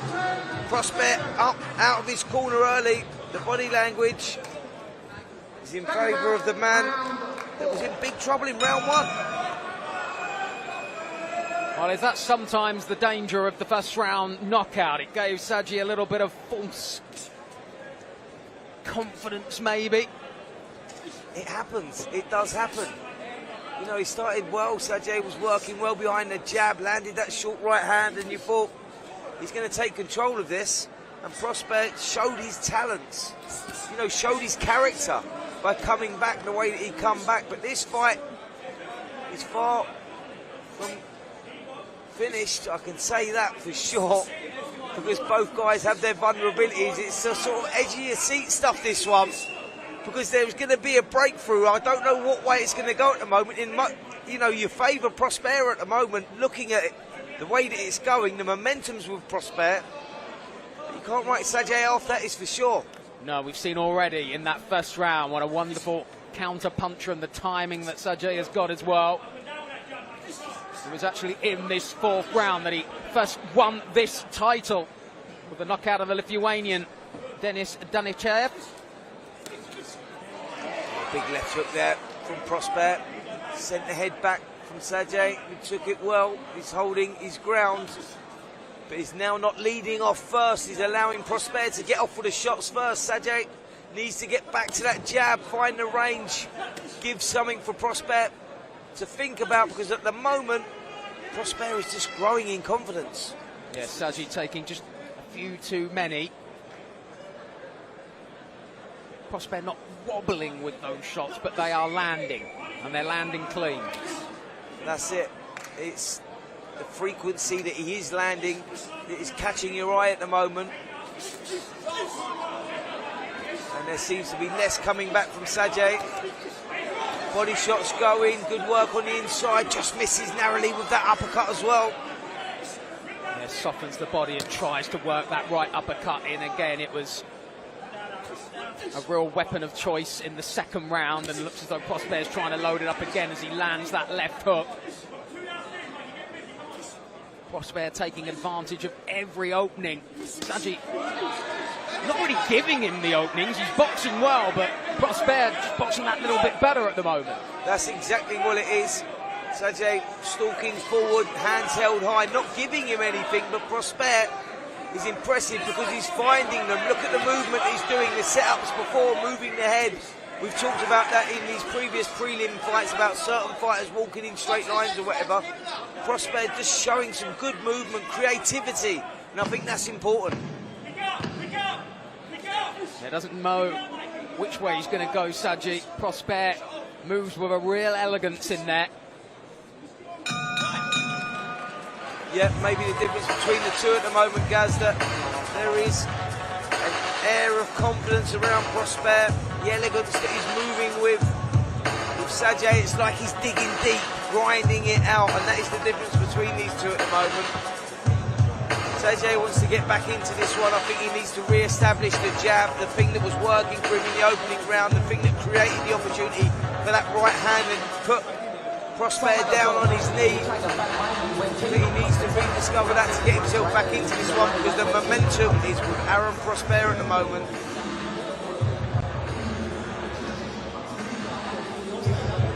A reminder that the vacant English super lightweight title on the line, and this 140 division, which is absolutely stacked. And domestically, Dalton Smith won this very title back in 2021. Pierce O'Leary as well, the current IBO champ, who puts that title on the line against Mark Chamberlain next weekend. So it is, as we've mentioned a few times, pick up this title. It's the stepping stone to bigger and better. And Aaron Prosper has got a style which could mix at world level, you feel. Yep, he's got a nice style. It's attractive to watch. Good movement. He can fight on the front foot, back foot. Head movement's good as well. Lovely straight right hand through the middle there from Sakedo, and he needed that. Sajay is trying to grind this out at the moment. That's exactly what he's doing. But the momentum is definitely with Prosper. Yeah, varying that jab as well. He went to the body and then to the head, always giving Saji something to think about. He's unpredictable, Prosper. Trying to work that uppercut in again as well. A little bit of a smile as he dances away from that shot. Yeah, I think the difference between the two at the moment is the variety from Prosper at the moment. Sajay is being a little predictable, a little one-dimensional in his movements. We know what's coming now. He's reading it, and I think the good fighters do read it, and Prosper seems to have that ability. That's why you think if he's guided right, this kid, there could be something there for sure. And the way he has reacted from that first round knockdown has been really impressive. I think there's every argument to say he's won the round since. Yep, I think there's an argument to say he could be doing enough in this round as well.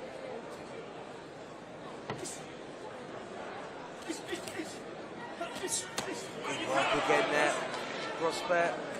Another right hook landing nicely. Yeah, it's the right hand round the back of the guard, isn't it? It was precise. It landed. Sajay took it well.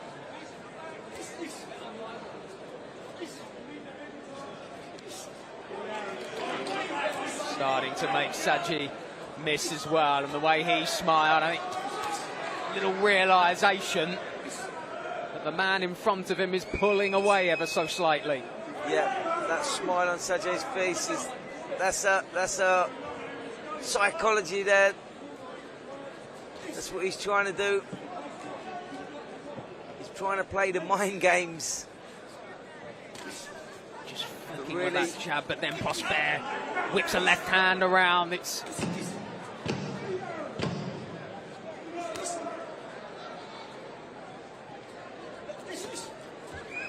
final seconds of the round, and Aaron Prosper ends it with a little flourish. Yep, another good round for Aaron Prosper. There was an air of confidence around his work. Shot selection was great, working well to the body, to the head as well. Sajay was stalking forward. He's been trying to grind it out, but it's a little one-dimensional, a little bit predictable, and I think that Prosper at the moment is the one that has worked it out. He's the one that seems to be pulling away on my scorecard at the moment. After a torrid start, he's regrouped, got himself together, shown a lot of character, which is important for a fighter to show that he can come through that. Yeah, didn't allow himself to get frustrated by that early knockdown, and Saji slow to get off the stall, and I think feeling the pace, which has been pretty relentless from Aaron Prosper as we go into the second half of this fight. Scheduled for 10, the vacant English super lightweight title, the prize. The final fight of the prelims here at the Copper Box before the main action starts in under an hour, live on DAZN. Yeah, we've had some great little contests so far.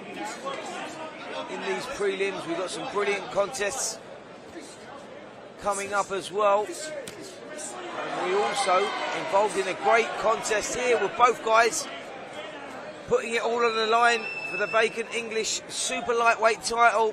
What a good little contest it's been. Great scrap so far, and we're into the second half of it. Prosper springing in and out of range, and again trying to throw that jab to the body. Right uppercut just missing, but then the left hook to the body scores lovely. Yeah, Prosper is the one that is doing the good work. He's finding the gaps, finding the holes. He's broken down the Saji defence really well. Yeah, Sajay, now he needs to do something different here. He's standing in front of his man. There's a lack of consistency around the jab now. His face is showing signs of wear and tear as well. It's been tough in there for him. There's a slight air of going through the motions with that jab. He knows he needs to throw it, but there's not really any strategy behind it. It was better though, right hand over the top.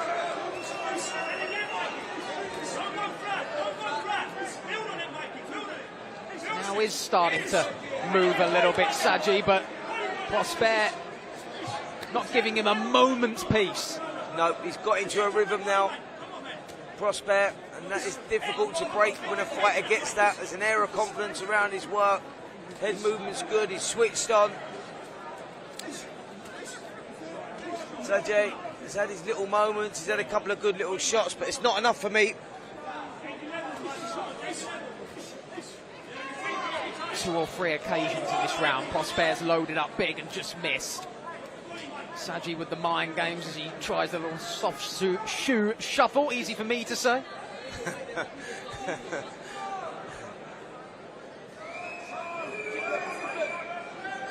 First real lull here, the crowd getting a little bit impatient. That shows the level of action to this point. Yeah, absolutely. We need to see a little something. Sajay maybe being a little too negative on the back foot. He's being forced to fight. We're not seeing enough throwing. Prosper with another round in the bank. He will feel like he's running away with this now. And he's just got to continue chipping away here, Prosper. And you just feel that if he continues the way that he's going, he may be able to force the stoppage late on here. For Sajay, he needs something big. He needs to do something. Roll the dice, throw the kitchen sink, whatever you want to use, whatever terminology you want to use, he needs it. Yeah, I think he is feeling the pace, Sajay. And it may not be the power shot from Prosper if he gets the timing right. I don't think there's enough left in the tank of Sajay that he'll want more. Oh, absolutely. Yeah, I totally agree with that. Got to say the momentum is with Aaron Prosper. He sees this as a big opportunity. Vickers out, round 7.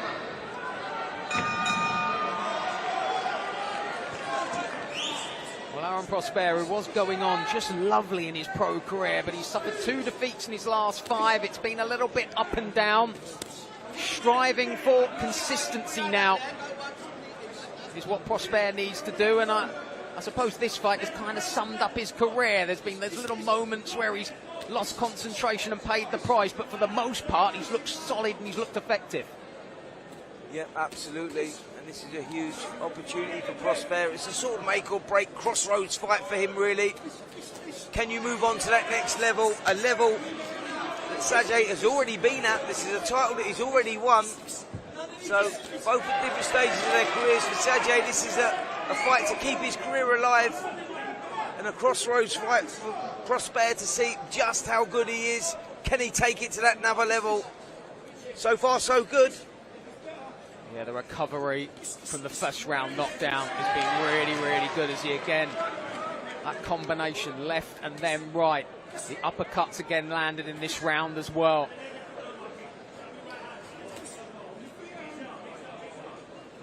I think he fancies that one as the finisher, doesn't he? Yeah, he certainly does. Prosper just seems to have taken his foot off the gas a little bit in this round, which will suit Sajay, because he's the guy that likes to fight at this pace, at this range. Say this will suit him. This is good. Sajay's success has come at close quarters. Prosper, when he's kept it at range and sprung in and out like that.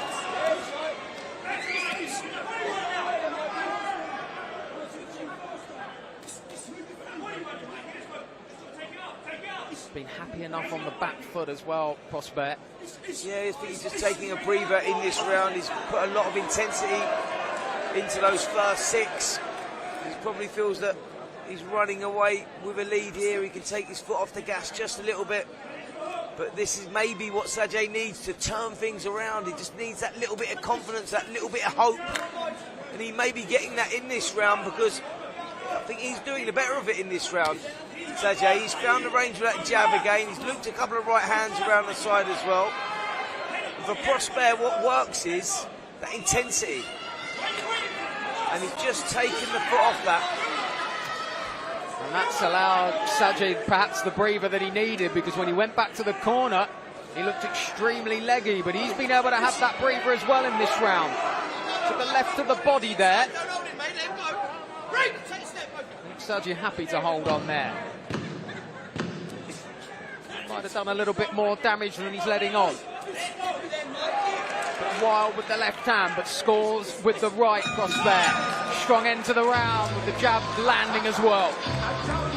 Well, it was a round that Sajid may have done enough to win. It was a closer round than the previous rounds that we've seen anyway, but there was a weary look when he walked back to that corner there. We're sitting in the corner where he actually is. The face is looking a little marked up. The corner are really trying to rev him up, get him out there for these last 3 rounds. He's behind, he needs something big. Can he build on that last round? I'm not sure he can, guys. That's the point. I think that we're pretty much where we're at here. And the one that may be coming out firing the most here will be Aaron Prosper, who seems to have built the momentum round after round. Jerry may have seemed to have taken his foot off the gas there, but I don't think that's where he was tired. I think that might be where he was regrouping. Let's see as we go into round number 8. And for Sajid, don't forget, first fight in over a year, 13 months out of the ring. You wouldn't blame him for feeling it at this stage of the contest. He's going to have to leave it all out there. I think he might just go for it in these final few rounds. You mentioned a crossroads fight for Prosper, but for Sajid as well.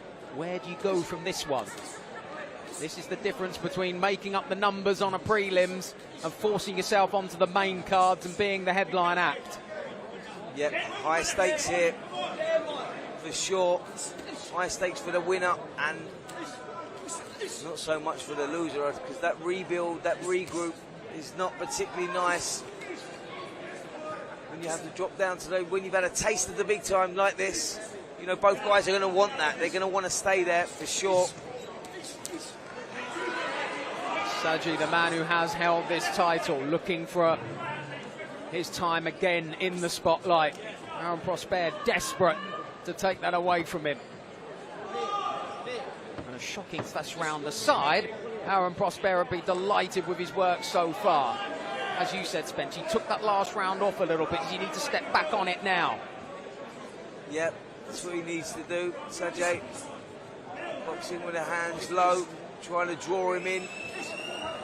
But that's good work there. Slams the body shot in, slips, but that was just a slip. He slammed the right hook around the body. You heard that slamming to the rib cage, and he's trying to build on that now as the crowd try and get behind him. Well, it's a great body shot, and I think it has really hurt Sajid because he's not moved a lot since it. I think if it wasn't for that little slip on the back foot, that didn't give Prosper the chance to back up that work. Sajid can think himself a little bit lucky there. It's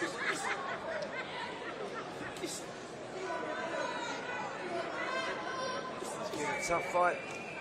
Both of these guys here, they put a lot into it. There's only a couple of rounds left in this one. You expect one of them to put the foot on the gas and give it everything. Prosper going for the big shots and missing, but a lovely right hand straight through. Sajid just standing square on and taking it. Took it well. You say that, Gaz, but I tell you what, the mouth's open. He's feeling it here. He's showing character. He's digging deep here, Sajid, and he has to. He needs to keep those defences up, though. The jab of Prosper getting through. Can't quite find that left hook, but now gets through with another couple of straight shots right on the money. Sajid hanging on. He wants to hear the bell. Gets through with a right hand of his own. Say what, credit to him. Yeah, you can't question his heart, that's for sure. You can't question both of their hearts, these two, because those last 8 rounds have been very, very impressive, very, very competitive, tough. And now the physicalities have left both of these men. It's now a psychological battle, a mental warfare going on in there.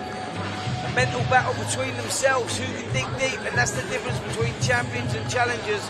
And I think we're going to find that out over these next couple of rounds. Well, I suppose from Saji's point of view, if it becomes a bit of a war in the last couple of rounds, it suits him because he's got to go for it now. He's got to roll the dice. Absolutely, that's exactly what it is. You know that everyone has a checkout point, everyone has a pain threshold. It's the guy that can go to the deepest, darkest place, and that's basically where these guys are at now. Like I said, the physicalities have left these guys now. It's now mental battle in there, and this is a psychological battle. Who can win that one?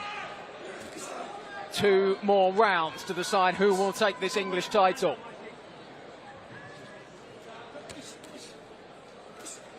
For us at the moment, we've got Prosper in a pretty handy lead, couple of rounds up anyway, after the disastrous start where he touched the canvas, short right hand, done that. He's come back very, very well. Right hand from Sergio, I think, knows he needs to go on the offensive here. Is there a danger that Prosper looks to defend what he's got, retreat and go a little bit negative as he tries to whip that left hand to the body again? Well, I just don't think that Prosper, that's in his style. I think he's the type of guy that, you know, likes to put his foot on the gas. That's where he's most successful. That's good work from Prosper again there. Right hand, left hook gets through. They may look like they're hitting the gloves, but trust me, they're taking their toll. You feel those shots. Sajay, he's really digging deep in there at the moment. Very, very impressed actually. You've got to respect it. The way that, you know, he's stuck to his game plan. He could have unravelled a couple of rounds ago, but he's still there. And has kept walking forward as well. Yeah, absolutely. Oh, it's a good left hand, and he felt it. Just kidding on Prosper there. Sergio tries to come out swinging himself, but I think Aaron Prosper has got him where he wants him.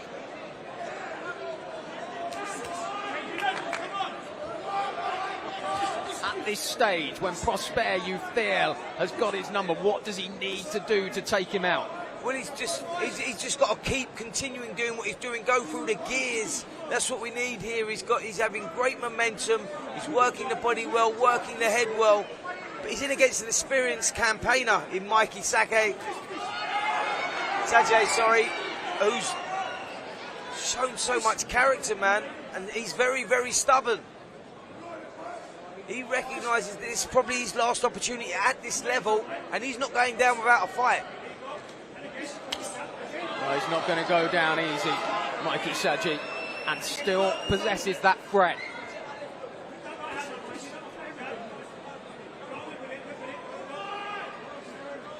Closing stages of the penultimate round in this, the main event of the prelims here at the Copper Box. And it's been fitting of that. And it's been worthy of that, Gaz. Both guys have fought very, very tough here. Good work, good spell. Big finish to the round.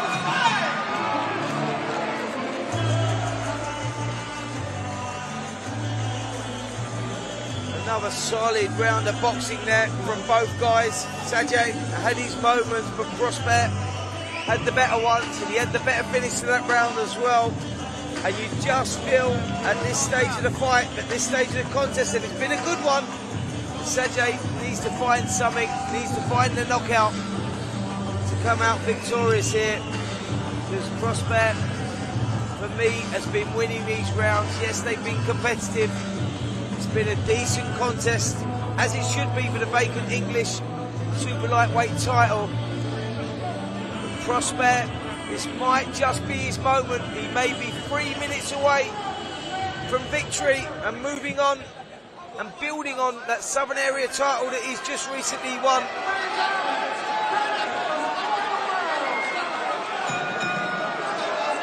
No exaggeration to say this could be the biggest 3 minutes in each of these men's careers, so they have to go for it. Prosper will want to make it decisive, will not want to leave it to chance. For Sajay, he's got to just throw caution to the wind now, hasn't he? Yep, Sajay, he's got to do that now.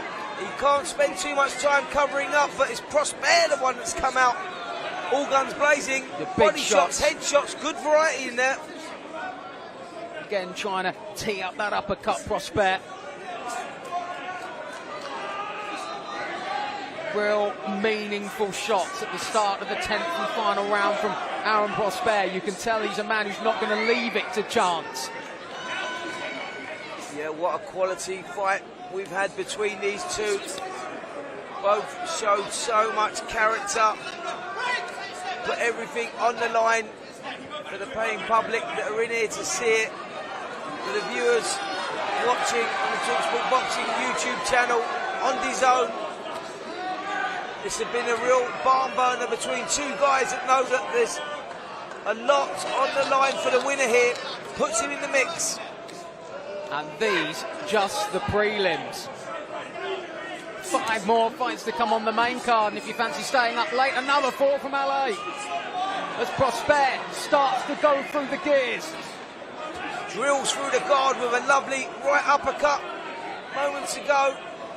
Sajay taking them well, holding his ground. He knows he needs to find something from somewhere, and he's not going down without a fight.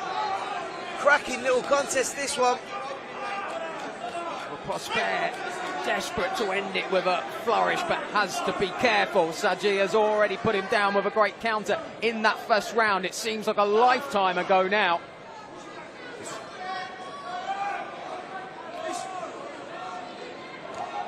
Perhaps a few thoughts of what might have been going through the mind of Mikey Sajay, but he's still got just under a minute to turn this in his favour. Can he do it? Can he find it? The million-dollar question. We're 40 seconds away from finding that out.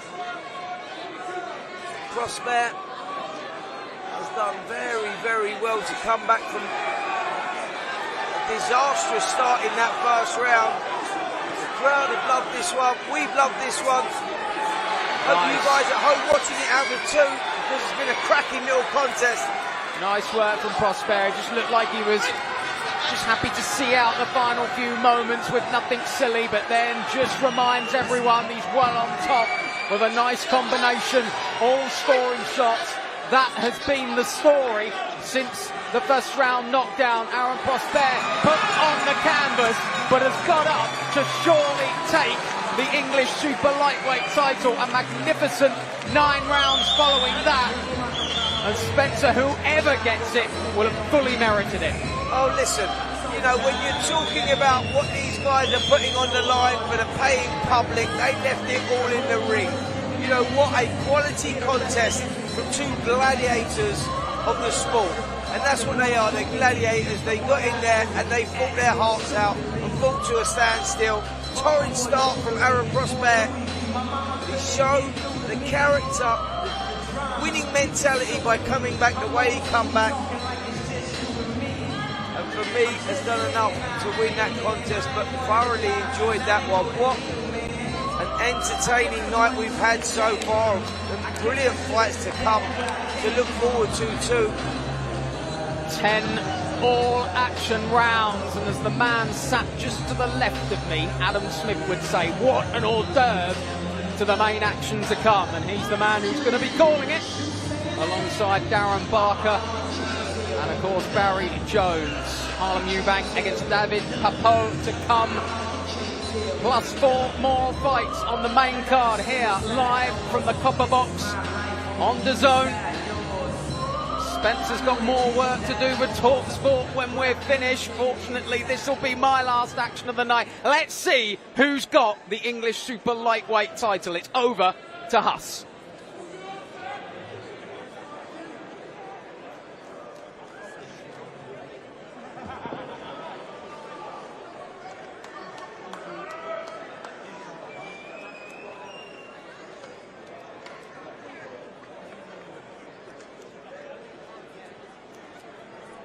Huss has gone back to the abacus, which is never a good sign. But if there's one man who can do his maths, it's Huss. He's been on enough weird and wonderful cards down the last few years for it. The man in the middle of X series. Right, the confusion looks to be over. Who has got the vacant English super lightweight title? Let's find out now. Ladies and gentlemen, after 10 rounds of boxing, we go to the judges' scorecards. All 3 judges scored about 97 to 92. And your winner by unanimous decision and your new English super lightweight champion, Aaron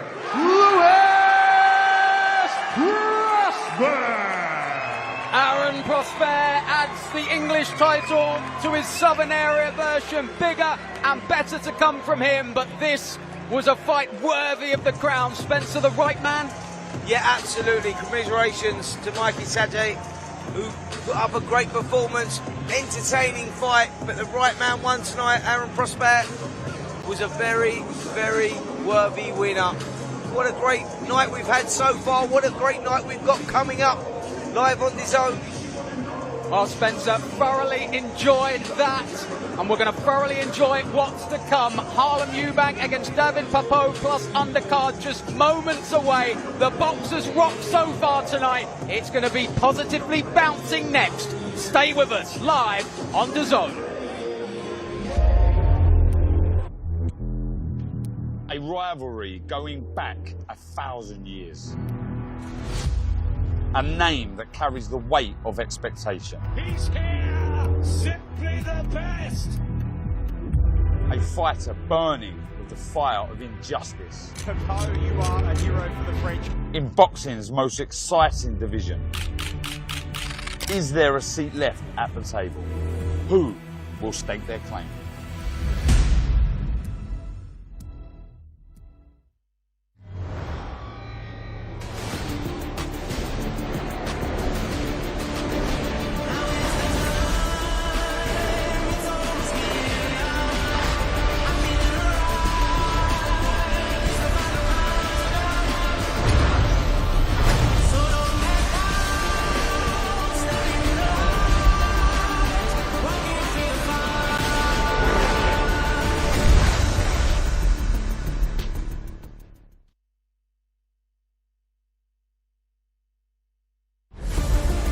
Saturday Fight Night on DAZN, brought to you by That Prize Guy.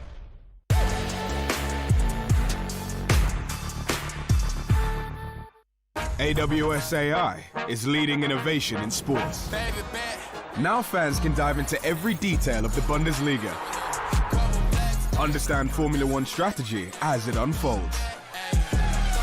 See NBA insights that were once invisible.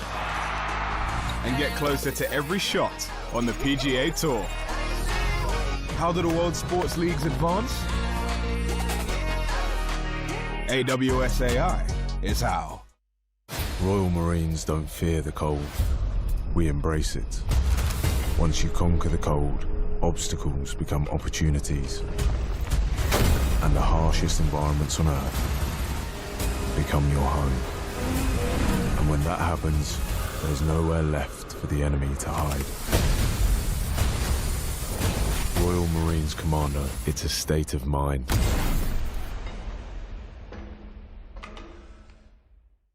Introducing the casino you love to hate, Mr. Q.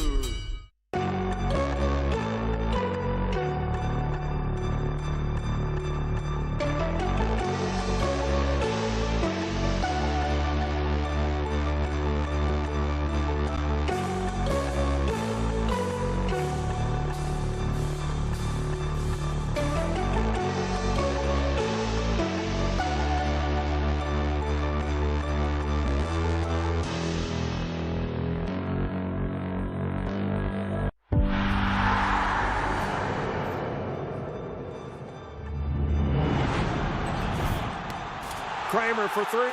Got it! Unbelievable! Puts it up and in.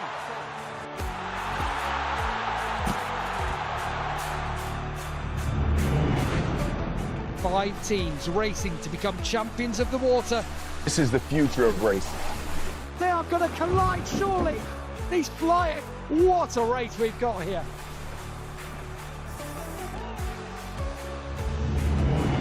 Ronaldo. Oh, genius!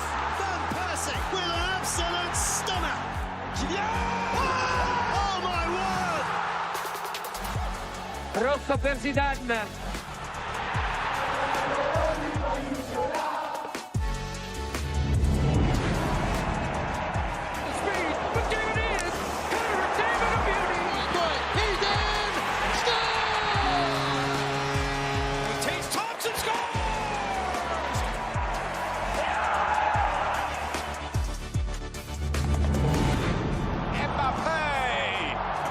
Another absolute screamer, and still Lamine! Genius from Lamine Yamal. Harry Kane! One of the most exhilarating down-to-the-wire championship fights we have seen. The world's greatest drivers gather. Oh, right on the door handles.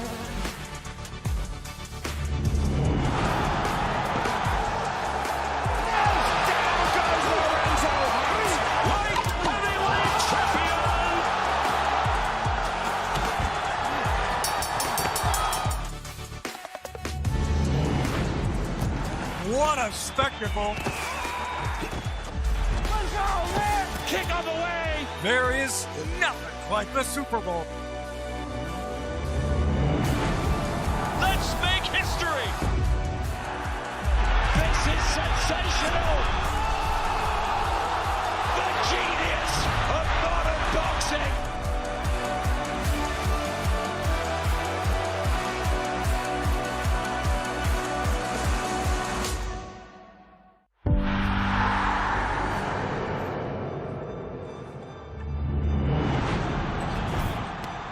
Kramer for three.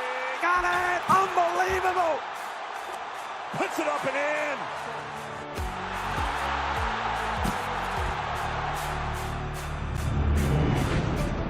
Five teams racing to become champions of the water. This is the future of racing. They are going to collide, surely. These flying. What a race we've got here.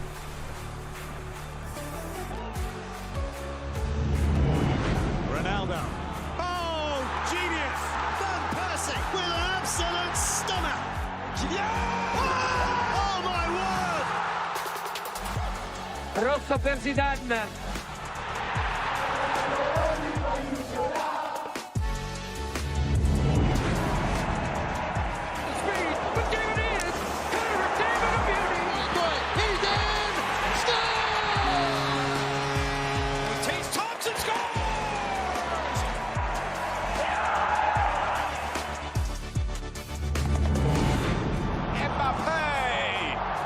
Another absolute screamer, and still Lamine! Genius from Lamine Yamal. Harry Kane!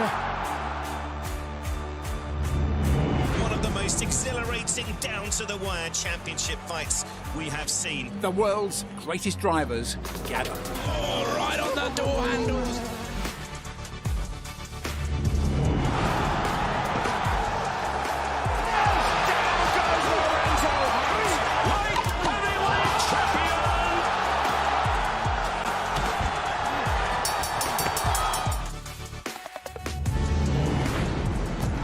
What a spectacle! Kick on the way! There is nothing like the Super Bowl.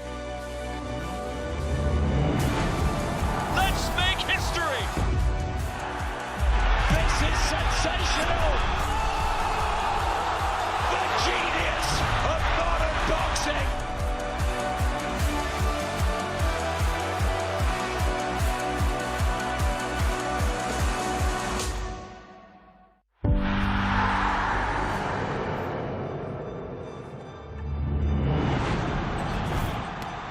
Kramer for three. Got it! Unbelievable!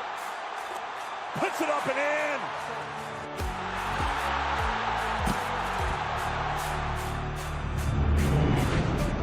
Five teams racing to become champions of the water. This is the future of racing. They are going to collide, surely. These flying. What a race we've got here.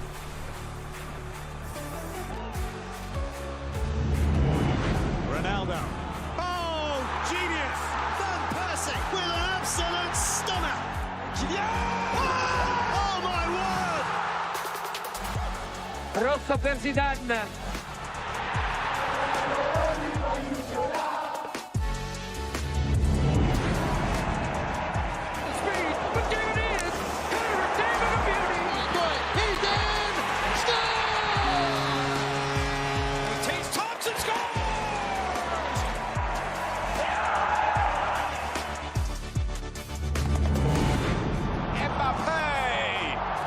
Another absolute screamer, and still Lamine! Genius from Lamine Yamal. Harry Kane! One of the most exhilarating down-to-the-wire championship fights we have seen. The world's greatest drivers gather. Oh, right on the door handles.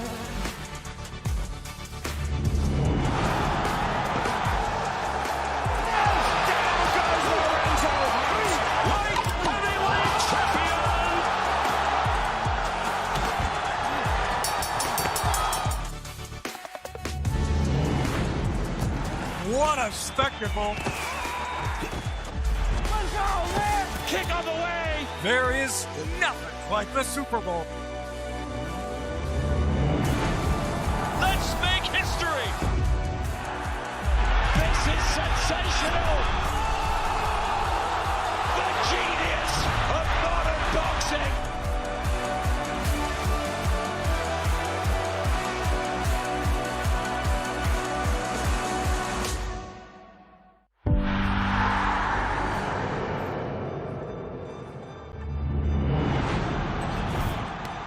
Kramer for three. Got it! Unbelievable! Puts it up and in.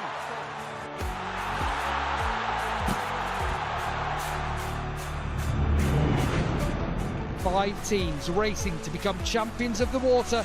This is the future of racing. They are going to collide, surely. These flying. What a race we've got here.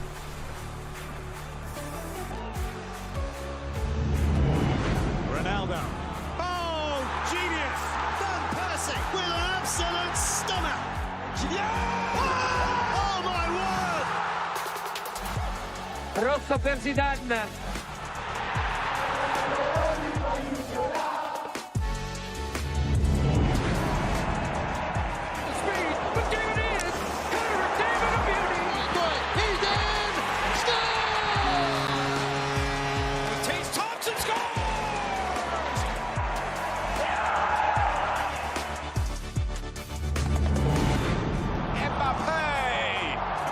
Another absolute screamer, and still Lamine! Genius from Lamine Yamal. Harry Kane! One of the most exhilarating down-to-the-wire championship fights we have seen. The world's greatest drivers gather. Oh, right on the door handles.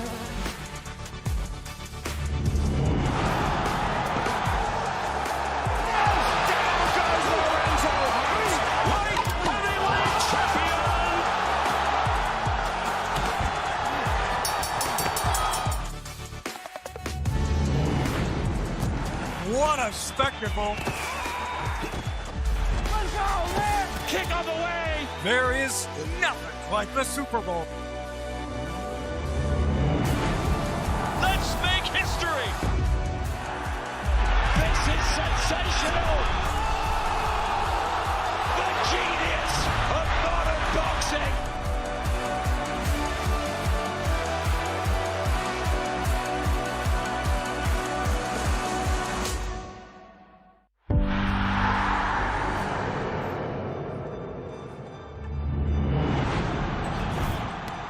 Kramer for three. Got it! Unbelievable! Puts it up and in.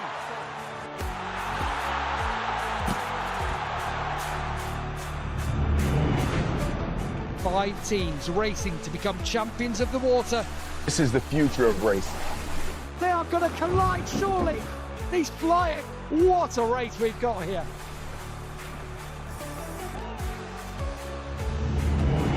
Ronaldo. With an absolute stunner. Oh my President.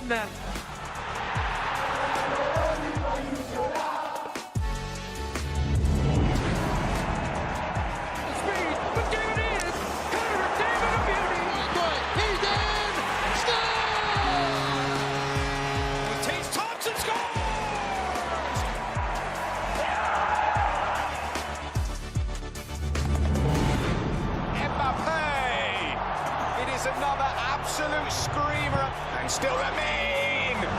Genius from Lamine Yamal. Harry Kane! One of the most exhilarating down-to-the-wire championship fights we have seen. The world's greatest drivers gather. Oh, right on the door handles.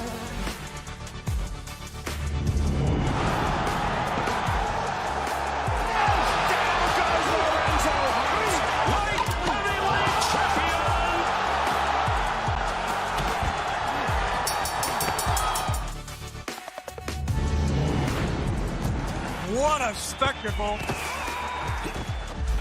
go, man! Kick on the way! There is nothing like the Super Bowl. Let's make history! This is sensational! The genius of modern boxing!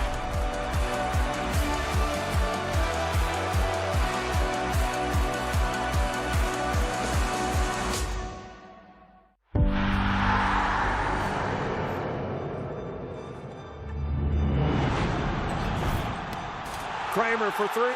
Got it! Unbelievable! Puts it up and in.